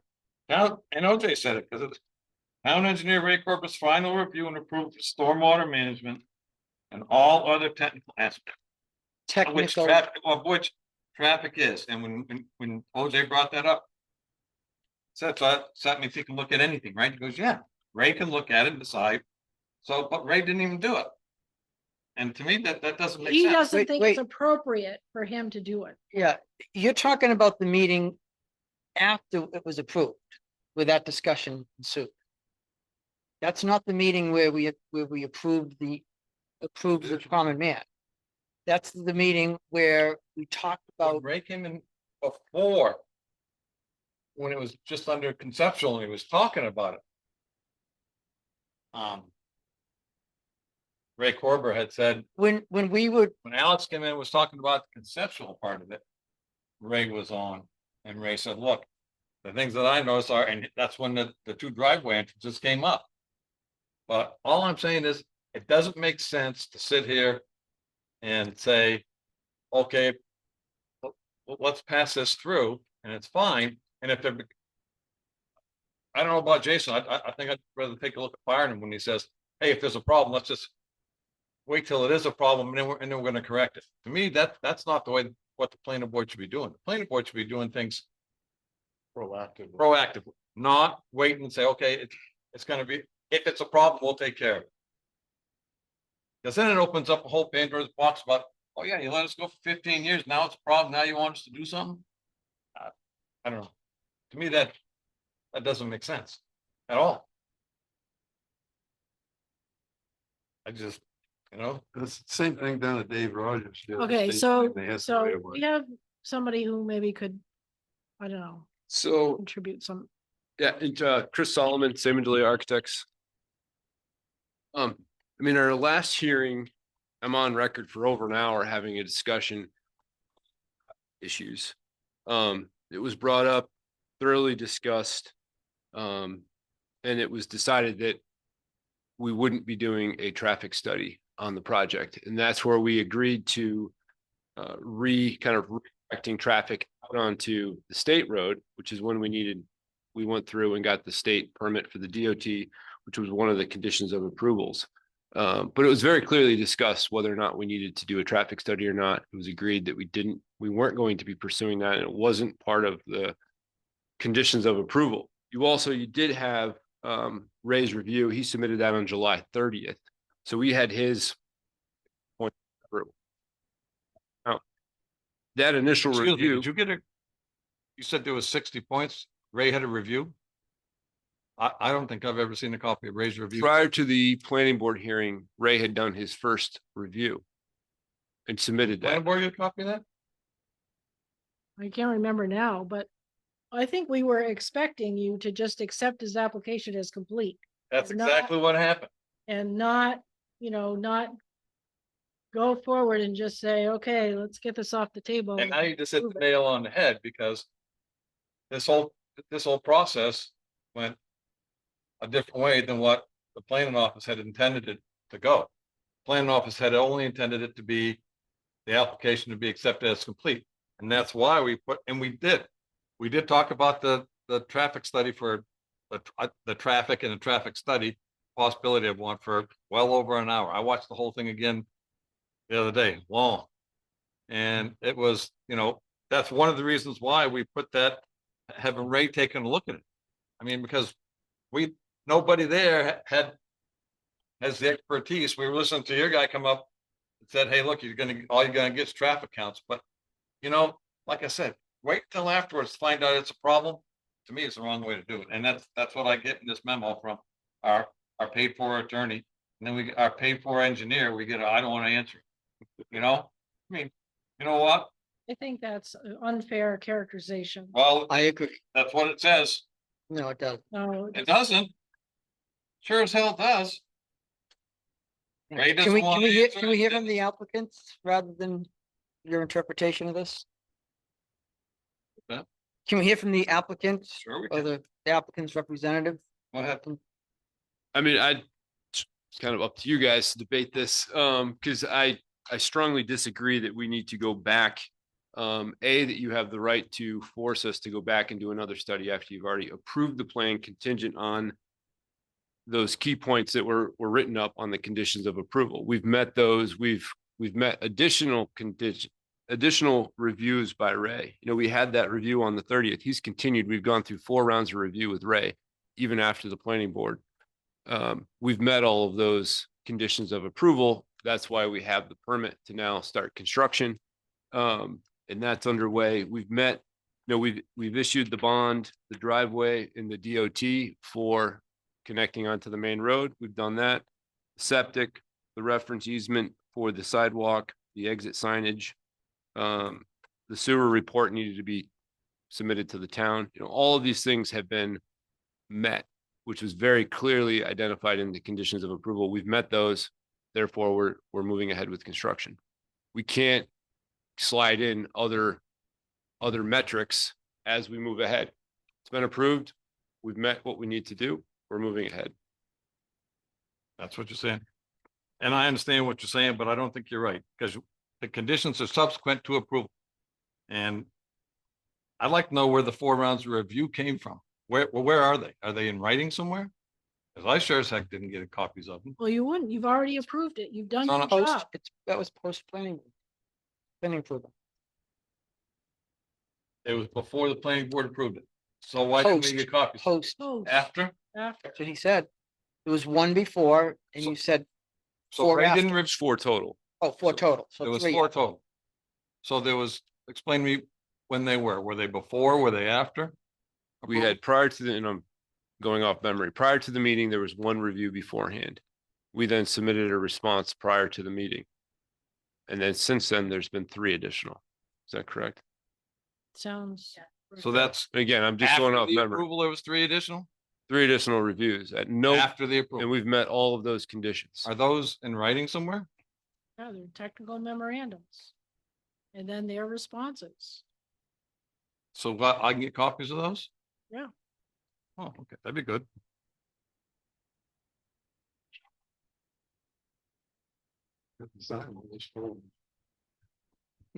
Well, yeah, that's all. I didn't receive any of that, so.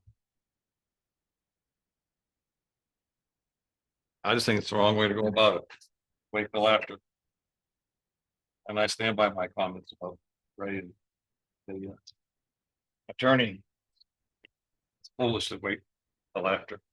I mean, that's, our job is to do it. To look out for the things that could happen, not to wait until they happen and react.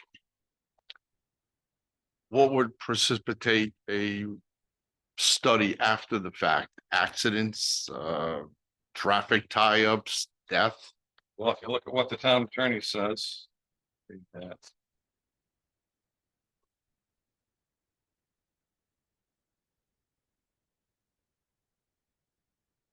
on the second page is the part. I think you're looking for. He says the commissioner of Potential transportation planning threat shall to retain integrity. continuing jurisdiction over the adequacy and safety of every existing driveway, entrance, exit, and approach to the highway, whether or not such access was constructed or installed pursuant to a permit under the section. And unless the access is public highway, the owners of the property to which the access is current shall have continuing responsibility for accuracy of the access and any grades, culverts. And then it speaks to if any such access becomes a potential threat to the integrity of the highway or surface ditches, embankments, bridges, or other structures, or hazard to the safety of traveling public by reason of siltation, flooding, erosion, frost, action, vegetative growth, improper grading, or the failure of any culvert, traffic control device, or drainage, or any structure featured, the commissioner of transportation or planning board or the designee may issue an order to the landowner or other party responsible for such access to repair or remove such hazardous condition. And to obtain any and all That's what permits. they're after. there for. Obtain any and all permits required thereafter. I mean, Okay. it's an after effect. We'll take care of it, probably, what did they put in the street roads? Well, that's what I'm saying. Look, I mean, you know, I guess that was the way I read it. It's a big problem. They can say, hey, what are you gonna do? well, and that's the thing. So common man goes, and that's my point. Common man goes and puts this in. And then it becomes a problem. And then rightfully so, the common man should be able to say, hey, wait a minute, guys. You let us put this in. Now it's gonna cost us money to repair this. Is the town gonna pay for us to make these changes? No. And that's what I'm saying. If there's common sense would dictate that you look at it prior to. You know, and see if it's gonna be an issue, not wait till it becomes the issue. Apparently, no one else thinks that, so. No, that's not true. I agree with you. That's how it should be done. The problem is it wasn't done. And I'll admit that we should have just accepted the application and got more input. But at this point, we voted, we discussed traffic for an hour or whatever. We approved it without that condition. There was some assumption being made that the state would mandate them anyway because it was within the 50 feet or 100 feet or whatever that number is. But that wasn't the case. You know, I think Karina's suggestion that if we had included a review and recommendations from NHDOT as a condition subsequent, that would have been appropriate. But this was approved after Ray made a technical memorandum that we knew did not specifically include a traffic study. Okay. For him to then issue 3 more technical memorandums without including a traffic study because we didn't require one. Then we find out that the state isn't going to make him do one for the Forest Ridge Road application. Now we want them to do one. After Ray gave them 4 technical reviews, we're now going to ask them to go back and say, oh, wait, the planning board wants this. So I'm going to now make this a new technical requirement that has not been mentioned since the approval. We're now going to make this a new one. Okay. That's going to bring us to court because it's not ethical. It's not how we do things. It's not how conditions are added afterwards. It was a mistake to rush into it. I'll admit that I thought that the technical memorandum, as it was talked about, and I didn't see it, but as it was talked about, were very specific things related to culverts and labeling easements and things like that to me didn't have the engineering background to even know or understand. They were all engineering little technicalities.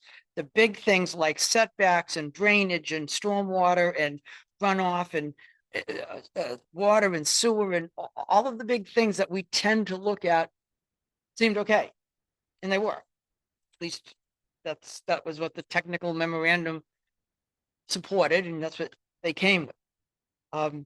So to go back now and say, we talked about it, we did make an incorrect assumption, we did not require it as a subsequent condition, that again, we could have worded it as a review and recommendations from New Hampshire DOT, but we did. So now to go back and add a whole new condition that Ray isn't refusing to do it because he doesn't want to. Ray realizes he gave them 4 technical reviews without mentioning it. To go back now would be unethical of him, and it would be jeopardizing his status, his license, whatever. If the town wants to make them do a traffic study, I think the course of action is we make them do a traffic study, they bring us to court, spend money on attorneys, and then we don't get a traffic study.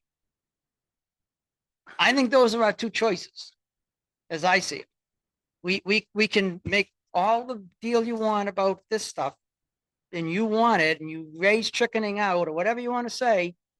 But I think our 2 choices are, we either say, we'll rely on this future RSA to resolve anything in the future, or we spend money on an attorney and lose. So I will say right now, I'm voting for relying on the RSA in the future. And in the future, including this review and recommendation of NHDOT reports as a tool to deal with this if we're in the position again.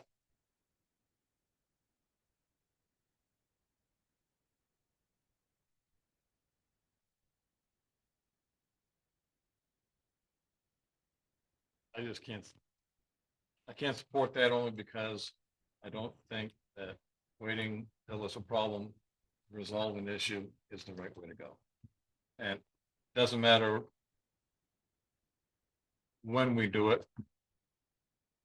In the future, it's gonna cost us, it'll probably be a litigation anyway. If we find out underneath that RSA that it is a problem. And if someone gets hurt there, OJ, I'm not gonna feel very good about it. I don't know about you. I don't know about the applicant either. But if someone gets hurt because there's an intersection like that, then it's gonna be too late to make that decision.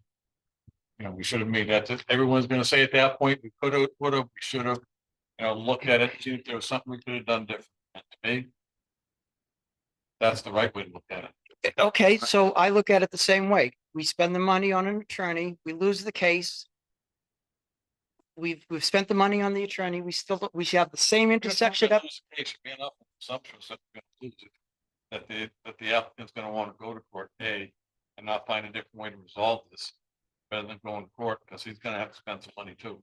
So, I mean, to me, it's not about spending the money, it's about finding the right path forward, so that no one gets hurt. It's not about, okay, even if you say we made a mistake, we shouldn't have done that, but if the right fix is to have a traffic study done, or to have a traffic specialist look at it and say, hey, can we have, you know, these intersections are really close together and right by Route 112, and then you've got the Kank Photo Lodge on the other side. It's a congested area.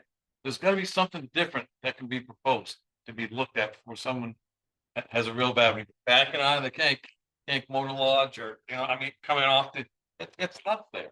I mean, and me, Well, what, if we did screw up, we just Okay. admit it, whatever it is, but try and fix it. Don't wait till it gets to be a problem. okay, a thought, just a thought. Compromise with Seaman, maybe we both split and just do a study and get it done. I've seen things in town with traffic that no one should see. I mean, I'm talking. Okay, Cruisers on the side of the interstate. yeah, You know, I there's mean, nothing there. I'm in with Paul in a sense, something is going to happen. It's not a question of will it, it will, it's when. And then how much. So I don't know what you guys feel about it. I know, I'm trying to think of the last thing we did, I think with, South Peak of splitting, like taking things off the charts and then refiling them, you know what I mean? Everybody kind of gave a little and took a little. Is it worth it for us to see if we could just split and do a study and get this thing done so the future is kind of clear? I don't know that it's the cost. Well, I think for us to reflect on our last hour and 10-minute discussion on this, it was focused on there's traffic in town, you have a problem. All a traffic study is going to do is tell you that you have a problem. It's not the solution. It's not going to fix any of this. The common man going in as a diner is not the cause of this issue. It's not going to be the solution to this issue either. We're not interested in splitting this. We're interested in moving ahead with our project as it's been permitted, as it's been accepted by the town, as it's been provided a building permit, as you've already given the project approvals. We've met your approvals. We're moving ahead with construction. Yes. But shit, it's a fan. I wish you'd leave us out of it. Well, and I don't think that's that's exactly right. I mean, but the onus is not on them. The onus will be on town and the planning board for why we approve it. I don't think And this. you know what, I gotta tell you, I take real exception to a business person coming in and saying, hey, look, they admitted they made a mistake, or they should have done things differently. but they identified something that could be a problem, could be a safety risk, or cause someone an accident or death, even worse. I think And the fact that you sit there and say, you know what? We don't care about that. It was approved and we're gonna do it. Great, go do it. Put your name right up here and we'll tell everybody in town, you know what? You're the one who made us do this. That's what we'll do. And that way there, it'll be just fine. You wanna take that burden on? I didn't think we'd be getting into threats tonight, but I think That's we not a need to threat. I just asked you a question. move on. Last conversation, it was about people having to drive slowly through town. Traffic and people not being able to get home at the speed that they wanted to. Now we're talking about killing babies in the streets. We're moving the meter again. Excuse me, but I didn't say anything about killing babies in the streets. If you want to quote me, but don't sit there and put words in my mouth because I don't like that either. I'm not familiar enough, to be honest, with a traffic study. Does a traffic study goes through, finds and identifies issues? Does it come up with a solution for those issues? It does not. All it does is say your roads can handle this amount of cars per day. You have this many cars on the road at these hours of the day. That's all it's gonna do. Okay, It's not solving anything. all right. I And just then- didn't and know. then- I didn't know enough. I can tell you that when South Peak did their force, South Peak got approved and there was at least 2 different traffic studies done. There were recommendations made as to how you might mitigate some of these things, whether it be by lights, whether it be by queuing, whether it be by, I mean, so different things. So there are recommendations made. Well, We're not gonna get out of this thing. I understand that. I'm gonna feel the way I do. And I feel that way because I think it's gonna be a potential hazard. do we have any idea of what a traffic study would cost? Because I don't know. Something. Well, they don't wanna, It's in the the tens of applicant doesn't want to do it. And I understand it. OJ apparently doesn't wanna press the issue. I think we should press the issue. It's a matter of what you and Steve think.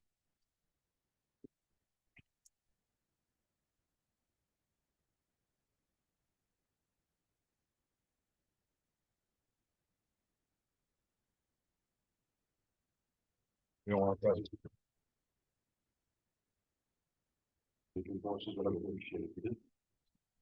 We do that long.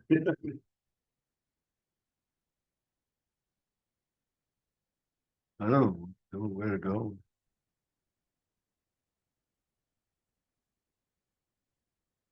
Mike?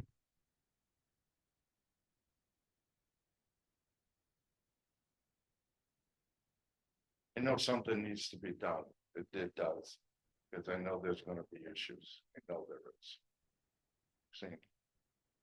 I just don't know the best way of going about it. Well, it'd be good if we could work together with it, but it sounds like the applicants. I think I mean, you guys know there's a bigger issue in town with traffic.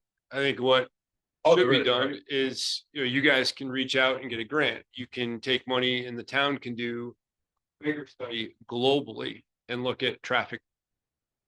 This one restaurant going in is not going to, a traffic study is not going to show that there's a meaningful impact on the current traffic flow. It's also not going to propose a solution to this. Okay, what's going to happen is it's not a global thing in your area. That is going to get heavily congested. So I'm trying to find out do we add a middle lane there? Do we spread some things open to make a turning lane or something of that sort to mitigate traffic flow that it can keep going? And if somebody wants to go in or out, it won't affect the regular flow of traffic. And Okay, it's not just a traffic flow. It's the traffic flow plus the pedestrian. flow. You got people that are walking around, going back and forth to their cars, going back and forth to a hotel across the street. I mean, it's the culmination of both that is in that area. And I understand you want to go, and I appreciate that. What I'm trying to say is we should be looking forward and saying, you know what, this has potential to be a problem. And not wait till it does. And that's, to me, that's our responsibility as a plan. Do we mess up because we're not professionals? Maybe we're not like you, maybe we're not professional, but you know what? I've lived here a long time. I can tell you that up at that end of town, where that traffic is, it's not a good situation now, and it's gonna get worse with the way it's being proposed. I have nothing against the diner, how it, the parking, the drainage, the stormwater. The traffic and the pedestrian access there. It's gonna cause a problem. It's 135 seats. I like the black and white. It's gonna be it's gonna have to. We got Forest Ridge going in and out. We have a drive-through. Besides all the seated. Holland Brook is right there, and I know there's walking trails and tons of people come walking through there into town. There's a whole nother hotel that's gonna be on the other side someday. I mean, it just doesn't, when you're looking at planning, you're supposed to be looking forward, seeing what's gonna be there, seeing what's happening. And you know what? Maybe OJ's 1,000% right. Maybe we messed up. Maybe a lot of things maybe we should have done, but to not take a look at it seriously. Yeah. I don't think there's anything wrong with asking Alex Ray, if he'd be willing to consider doing a traffic study or looking at another way so that it didn't come out onto. See what he says. He might say, you know what? I mean, Alex comes in here and he's totally different than you. Alex comes and says, hey, yeah, maybe we can make something different work. He's hiring you maybe to be his presenter here, but I mean, when Alex comes in, he's typically, yeah, you know what? It could be a problem or I'll try and take a look at this. So and I'm sitting here tonight representing the project. We have an approved project. We have on August 28th, conditions of approval. We've met those conditions of approval. We have all of the permits in place. We have a building permit. You guys have already had review of the project. You've approved the project based on those conditions of approval. We've met all of the metrics that have been put on this project. The state doesn't. I mean, you keep saying that you've met the conditions of approval. The condition that Ray takes a look at it subsequent, which means prior to it being done and addressing any issues that the planning board might have. I mean, Ray himself was the original one who brought up this whole driveway. So you can't say that Ray didn't bring it up. He did bring it up. And it's the town's ordinance. Correct. Driveway. It was brought up Ray brought that up, said from the get-go, he brought that up. for over an hour. We discussed it. You guys agreed that for the amendments to the plan, how we restriped to allow people to exit through the drive-through. Through OJ's series of signs that he proposed and you guys accepted. Yeah. But like I said, And then you approved the project I agree with based the on those project. conditions. I agree with the project. I just didn't agree, and I said it that night, just don't agree with that. With the traffic part of it, but. Go ahead.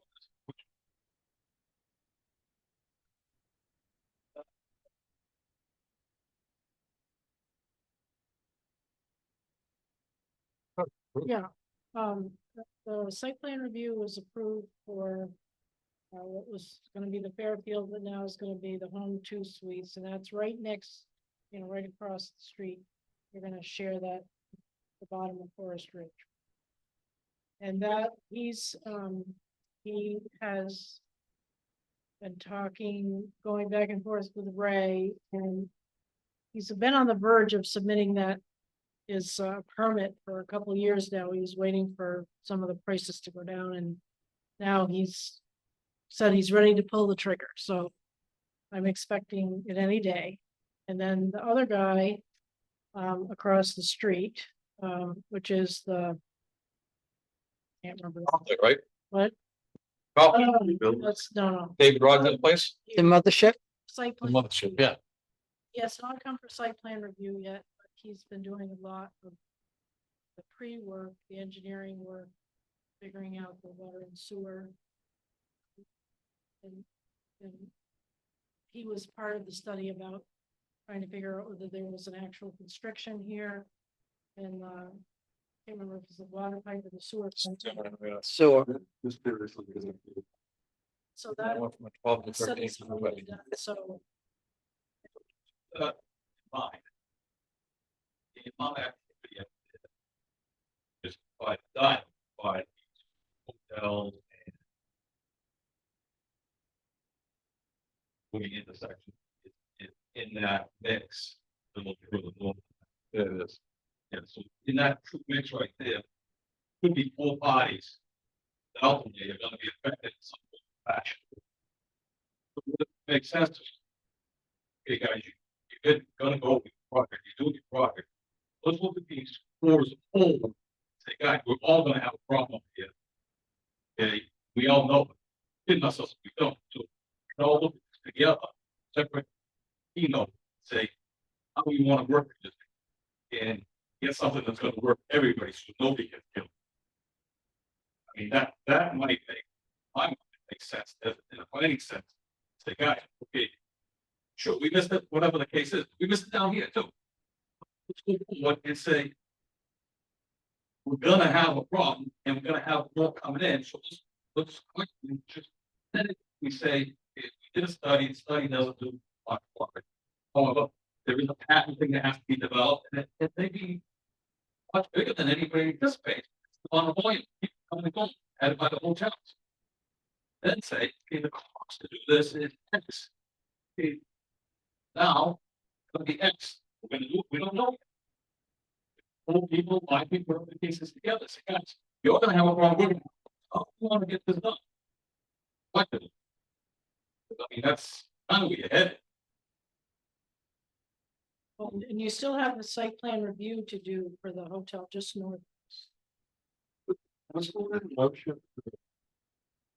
We've not received an application yet. I don't know what the, they just.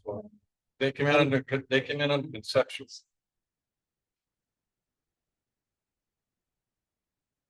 It escrow for engineers. If you work. For site plan review. We haven't gotten an application. is it a hotel? Yeah. I don't think I was here for that.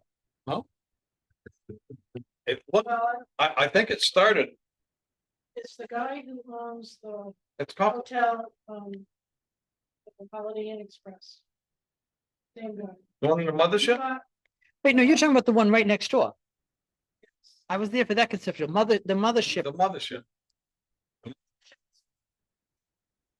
Well, but that's what we're talking about. That's why Right, we're yeah, we're confused. talking We're about talking about the property. mothership.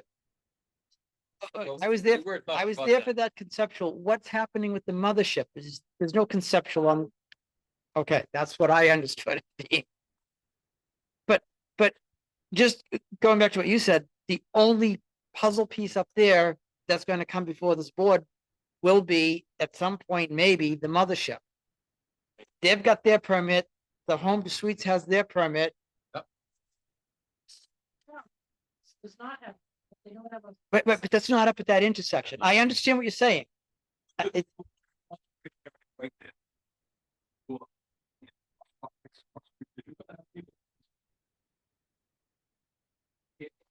Well, the walkway goes from the hotel, new hotel. As you go in Forest Ridge, comes across that Forest Ridge entrance. And it comes down in front of the diner. And then it goes, you can go down Pollard Road or you can go down Main Street. And that's all, I mean, it's Together, it's not just. right. It's not. If, correct. yeah, I would look at, if we know here. Yeah, you're gonna close it down, yeah, we're gonna get through that, it's no different than. Forest Ridge trying to get out of it, yeah, you're there, yeah, there's gonna be a problem. Everybody owns a little piece of that problem, and when you're at the end saying it's gonna cost, yeah, guys. Everybody can say, look, say, we all got this problem, you guys wanna jump in? But it's not, I agree with you, Sean. It'd be great if everyone got together and did that, but it sounds to me like the applicant has person who's presenting saying, we've got our permit and we're gonna be done with it. And once we're done, that's it. I mean, we've got our, we passed our test, we've got, you know, we got our conditions, although I don't agree with what he says about Ray Corber's review. I think Ray still owes us a review of that subsequent to the approval. But that won't help. The other side, they've got their approval. Mhm. Yep. Yeah, they come in and extended it. They've extended it once or twice. Yeah. That's what I'm once or saying. twice. I mean, That hotel on that side that's gonna be dumping into Forest Ridge, they have another entrance further down. No, So it's all in and out. Forest Ridge. right there where that island is. Not just that. I'm gonna have to go through, so no matter what we do, we've got problems. No one's saying that it's not gonna be a problem. It just, we're saying, hey, look, we made the mistake, we gave the approval apparently. I didn't know that we could give the approval subsequent without, Okay. I just don't know how we give permits without all the conditions being satisfied here. I know he thinks they are, but I don't think they are. And they don't seem, the applicant doesn't seem to wanna, No disrespect to. well, I'm not trying to just. No, what I'm gonna say is, you talked about going to the man himself, right? Going to The Alex. owner, the owner of Common Man, right? Well, that's what I said, was go to Alex and see if he is the appetite for, Well, then go to I him and say, would- look, we think we made a mistake. That, that we didn't look at Okay, this I'll just- a little bit more. I'm just saying, Paul, that I would agree with that. At least bring it to his attention and see what he has to say. If he says, no, I'll fight it in court, then I guess we make that decision from there. I think we ought to at least ask. I'm here tonight as Alex's representative, and our stance is we have an approved list of conditions that you guys voted on. You approved those. We've met those. And we've been issued a building permit by your town. You know that, just looking for a little. I don't get it, so, Well, um, figure out what's that mean? Good talking. Okay.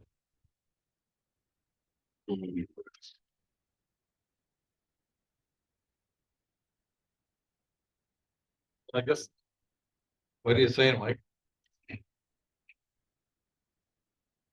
point you're trying to make now is, we'll see if we're gonna do a traffic stop. Is that what you're saying? And in that study, like you said before, that. Actually, I've got a recommendation. Why don't we why doesn't the planning board request the town? Let them do whatever they're gonna do. Why doesn't the planning board request the town of Lincoln to do a traffic study? And if whoever they hire to do it, it's independent. And whatever recommendations they make, can come back. And we can do that. So We actually, truly, it's already approved, so we probably don't have the ability to charge the applicant. Normally we would, because you can do any other studies based on that, but the town has the planning board has an engineering line. And if we do that, then at least we'll be doing somewhat of what Sean says, but we'll be doing it in advance. They can go build. And if we find out that through a traffic study that there were other ways that mitigate that, then we'll deal with it from there. as long as the study identifies issues and then makes Comes with recommendations. John, Collectively on everything going on. that's fine. That's why. But we can address, yeah, But you're gonna trust them all. we can address that. It's laid up there. We can address that area where it comes in. We start somewhere at the parking lot and where the forties. Right. Go all the way down, I think personally. But they can make recommendations based on each business intersection. What they can The do. whole area, and that's what you gotta do, because it's Well, so much. They'll make determinations and based on each business's intersection, like DOT does when they say, okay. No one else can come onto Main Street. And here, or we're gonna take the parking off of Main Street. But anyway, I don't want to get off that, but how about that? How about that as a mitigation measure, saying that, Even they will say, this particular business contributes this much percentage to right, this. Looking at the thing. as a and they'll whole. take a look at the pedestrian circulation as well. Right, so that it's not just these guys, it's Right. everything. What do you think, Steve? You wanna do that? Do something. Have the town do the traffic study? Well, it says, Diner did not include a traffic study as requested by the NHDOT after approval. So isn't it between them and the DOT? I don't. But they don't wanna do anything, but I don't wanna kill somebody. Do whatever the DOT tells them, I guess. That's the issue. The DOT did not require them to do a traffic study. They got their DOT permit. Says as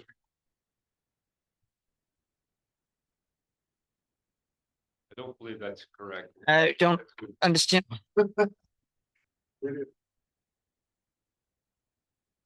Bottom on C. Last two lines.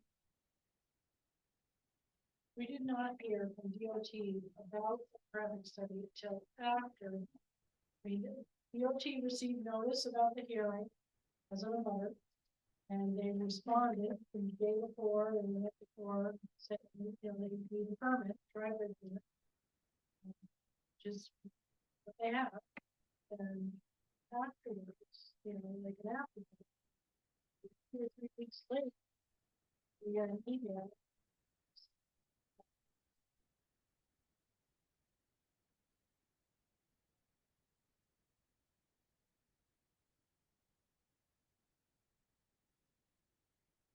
So why don't we just do this town? The town can do that. Sean has a good point in that it's not that distance that's gonna make or break a problem. And it's the whole. That's. So my point. Question is, it's my just point is, to- my concern will be handled by the fact that if we do a traffic study. And there's individual different businesses that are contributing more or less to it, at least. The town will have some ability to say, here's what the fix might be, so we don't have a major accident up there, or whatever. But at least the town won't just sit by and be. Throw the hands up. I mean, the town can say, we'll do a traffic study, take a look at it. And I think the town should. Because it's a mess up there. And it's gonna be further a mess once we get. All the building that's gonna be done up there, between the hotel and between what Alex is doing up there. And that, you know, the town should be willing to do that for the safety of its people in town and visitors that come here. People on that street. You agree with that? I do. Let's Steve, make a may I- motion. Let's do something with this. OJ, what do you think? Traffic You've been study quiet. comes through, they're not gonna do anything about it. It would help address the concerns. I'm not sure. Which one is that? What is my response to this? I think that the town should do this, do a travel study. I think It's beneficial. I think doing it. Globally in that whole area. Yes.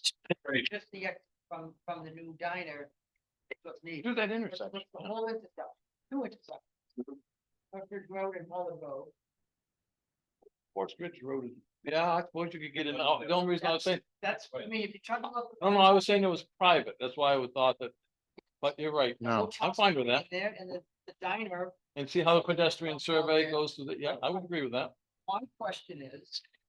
Would it be. Better to do that now, using.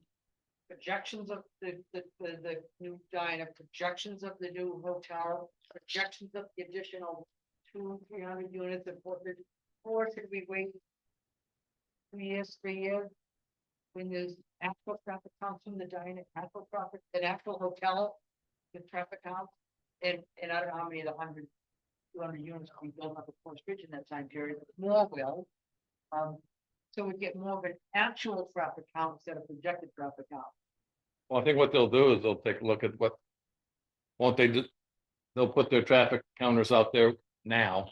And then they'll take a look at what the parking spaces are at, and how many rooms are each one of these places. They'll project. Yeah, but they're pretty easy to project. I mean, those guys that do that, I'm just- if they can do it for all of South Peak. Then I suppose they could probably do it for that little place too. That's all I'm saying. I mean, The hotels come in, they drop anchor. The diners, Fast as they can move. But But that's what, I mean, when they did all of South Peak, it was all done based on that. And then it's, like I said, what will come out of it, OJ? I think will be hopefully some possible mitigation measures, whether it's a turn lane, traffic light, a crosswalk, a raised crosswalk, something like that. Those type of items that will help prevent any future problems. I'm in agreement with that. I'm just questioning the When? timetable. Yeah. When do we get our most bang for the buck? I think we gotta do it now because I'll do it, I mean, I'll. I think we gotta do it now because Yes, when all these other things come to fruition, I certainly do. Yes, do it now. Do the projection. because when all these other places come in, at least we'll be able to then have facts to say, this is what we did, and we'll do it that way. Sean? Right hand side. What do you stand? When I'm with that radius. 1 is, say, 4, 5 up.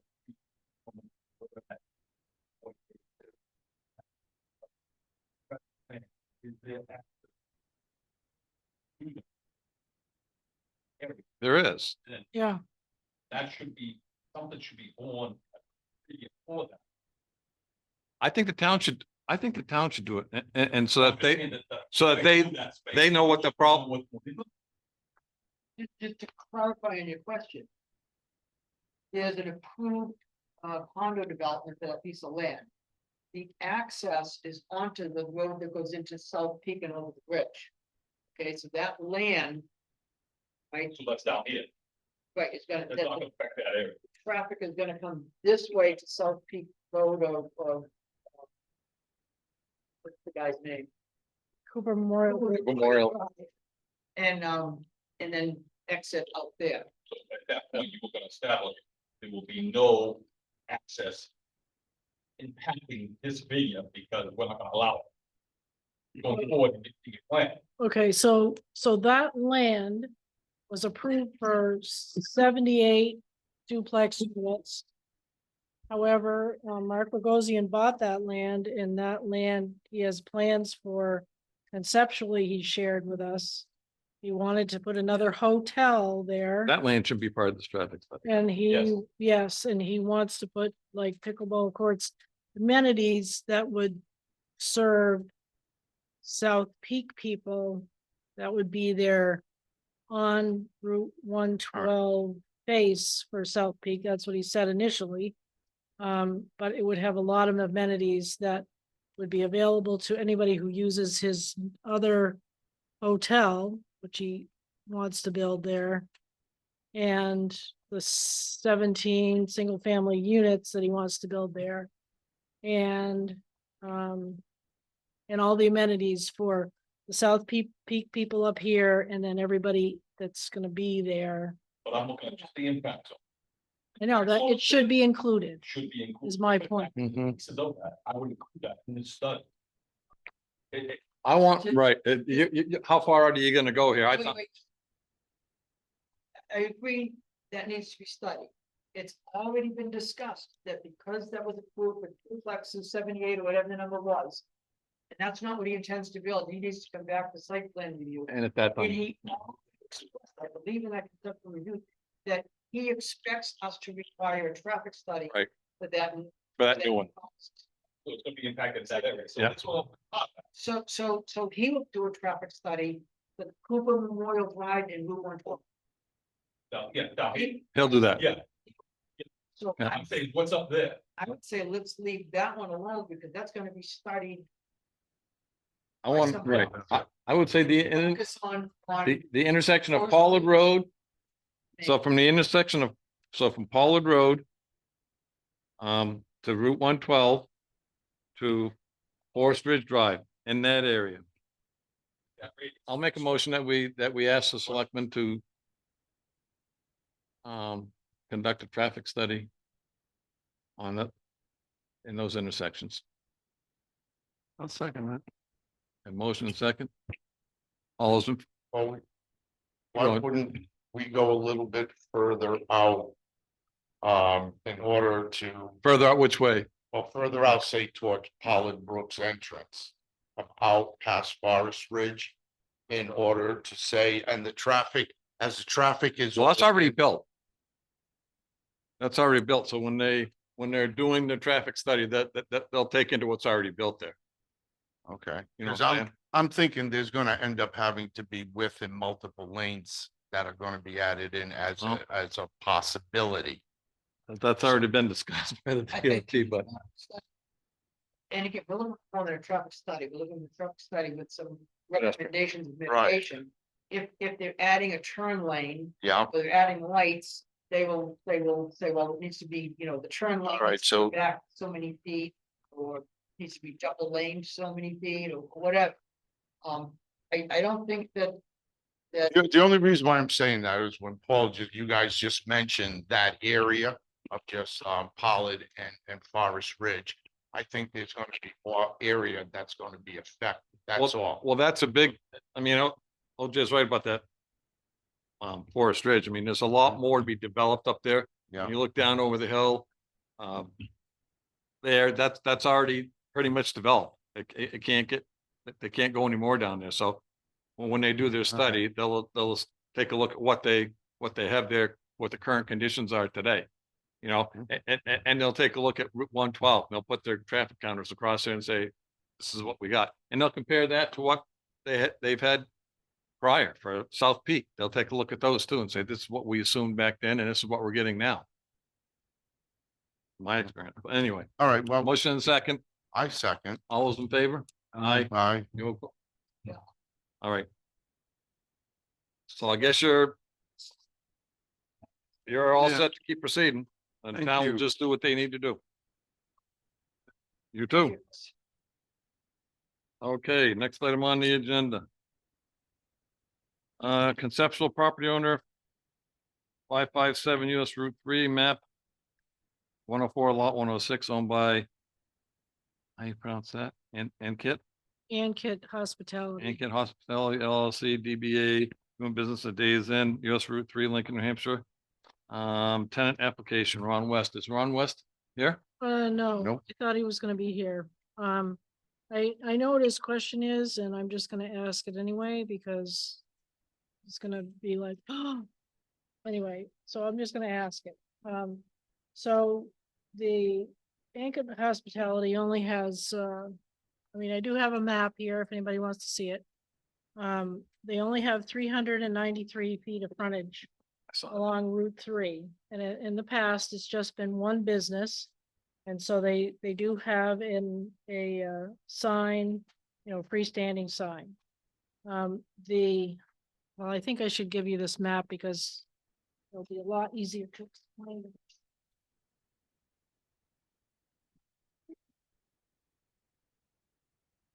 Okay, so here's the hotel and here's the building where he's gonna put the pickle.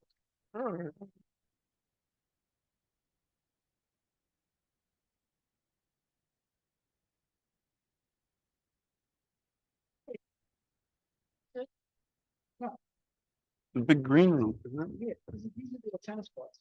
Oh, he's telling me is here, there's, okay, they took about 24 units in the place. Sorry. Sorry. Gonna knock some walls out. This, So this is gonna be, this one up here, you're saying? Yeah, so, right there. Okay. What's the GU mean? General use. All right, yes. Yeah, That commercial, general use and Commercial, yeah. commercial, yeah. General use. Yep, It could be commercial, it could be residential. residential or by itself. so he wants to put a sign up. the ZBA, but it's hoping that we didn't have to go to the ZBA. I agree with you. Because it was an additional freestanding sign. And he doesn't really want to just tack on to. I don't think that the owners do either. I don't think they want to redo their sign so that they can tack his on. Excuse me. Are these signs like stable signs, I mean, they're not, are they digital? I know, but are they digital or just, Well, they can't I'm have, gonna use analog? No, they're regular old fashioned signs, We can have light. fixed right? On them, anyway. So he wanted to put his own freestanding sign and then. Some kind of directional sign on the building so you can tell where it is.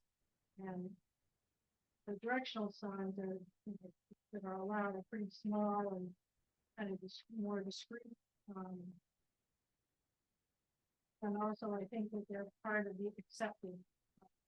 Remember, we had an exception for directional signs? Yep. So it would just be a matter of the freestanding sign and if you wanted a separate freestanding sign, he didn't tell me exactly, I was hoping that he would show up, so that he could tell us exactly where he thought he would put that sign. Cause it looks pretty crowded. And it's lot. I think based on him not being here tonight. And it sounds like there's a lot of information that we don't have here. I think he either ought to be here or he ought to go in for, I agree with you, a special exception. That where there, all those items will be identified. And it can be looked at what the ordinances are. That would be my, Just Yes. making another horse. Yes. yes. I mean, this information, for us to make a decision. He's not here to explain it, plead his case. I don't even see where he would put the sign if the yellow line is the property line, and if that's correct, It'd be tough. The state has been, much more vigilant about not letting people put signs up in their right of way. Oh, I don't know. You go talk to Jared Ham. You want to talk about someone that's doing stuff in the state. He's not happy at all. Oh, It's not, since they was notified, I know people up there about moving their sign. Yeah, long time. No, well, no, recently. Yeah, they did it again. Like you said, forget about I don't know if they did that uniformly, of everyone. oh, I think they did it. Okay, but I think after they set the original sign, I think that's when Rich gave the sign to the fire on the night. It's definitely in the state right now. Anyway. so- all right. So we all agreed that they should go in for a special exception. Right? That's what we said. Yeah, Well, Jay, you okay with that? Right. yeah, I would say we didn't have, I don't think there's enough information here to even decide whether. Yeah, Accepted. Yeah. What's he doing? Where's he put the sign? The property itself, exception anyway, in the freestanding sign. Right. Period. Period. Because he doesn't have the linear road frontage. Okay. That's why I said it. All right, so there's your,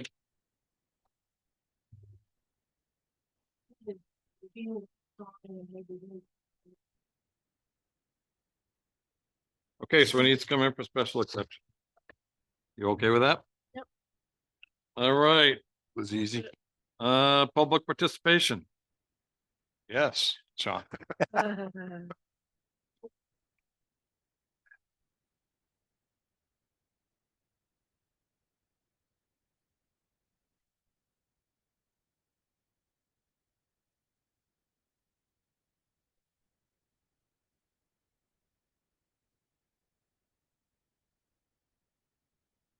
Oh, we are ski area. Except for knees.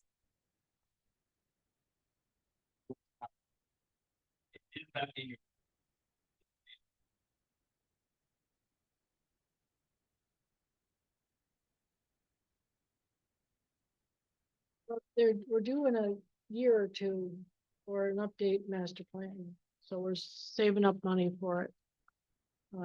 So not only that, Sean, but I guess two comments I would make is that the town's master plan is due for an update in a couple of years to put money away for it in the CIP.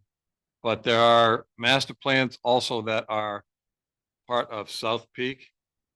And does Forest Ridge have a master plan? Forest Ridge has their, so they have their own independent master plans. Now, whether those, I know that South Peak just updated theirs, right, Carolyn? They gave us, we accepted it in this big huge form.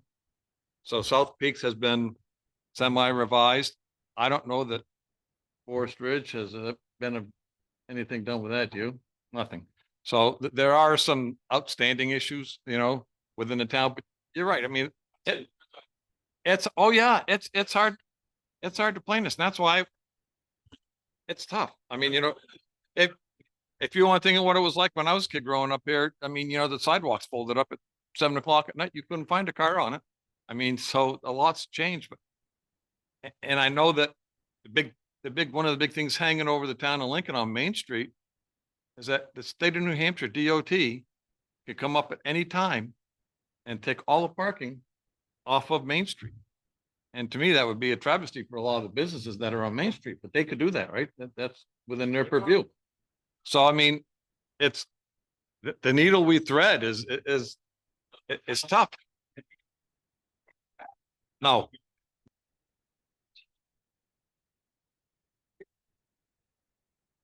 The town does not have any plans that I know of to look at if and when the state does take the parallel parking off of Main Street.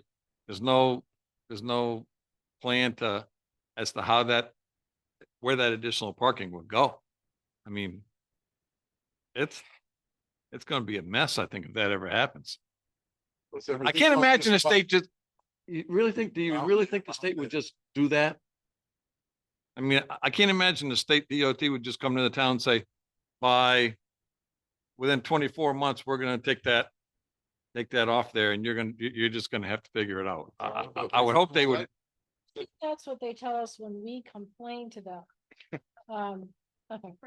But also, when they get backups on the interstate, that's what triggers them.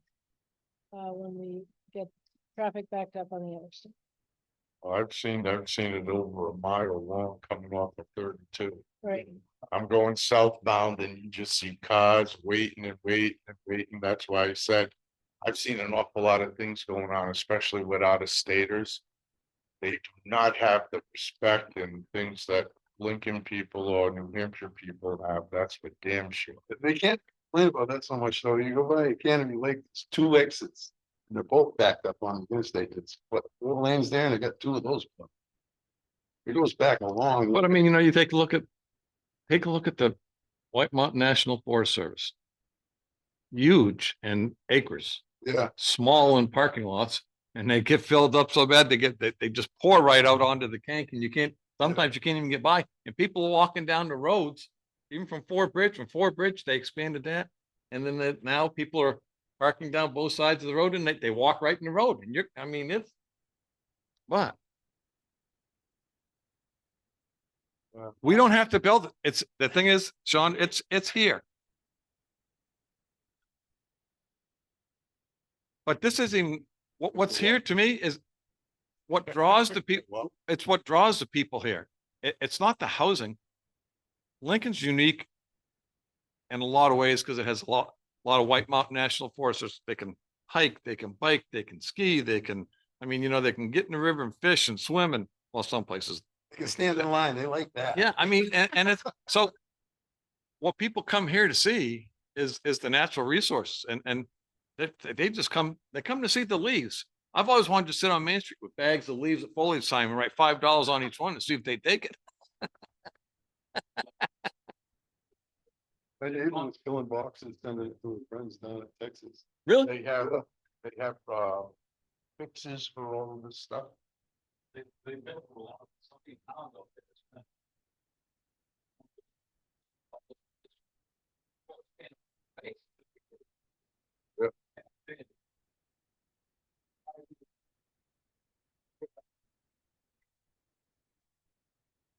I mean, look at Concord. Concord did all that on their Main Street. I never thought that was gonna work, but They did a great job with that. it actually works pretty well when they did that Nice. traffic calming Yeah. on a Main Street of Concord. It's pretty nice. All right. Oh, you're right. No, you're right. There's nothing. Gave it sense. It's almost not the- Who's that? Critical. If Well- it's nothing else. I entertain a motion to adjourn. So moved by Steve. Oh, LJ, a second, all those in favor? Aye. I, yeah, Thank you. Okay, turn your mic. okay.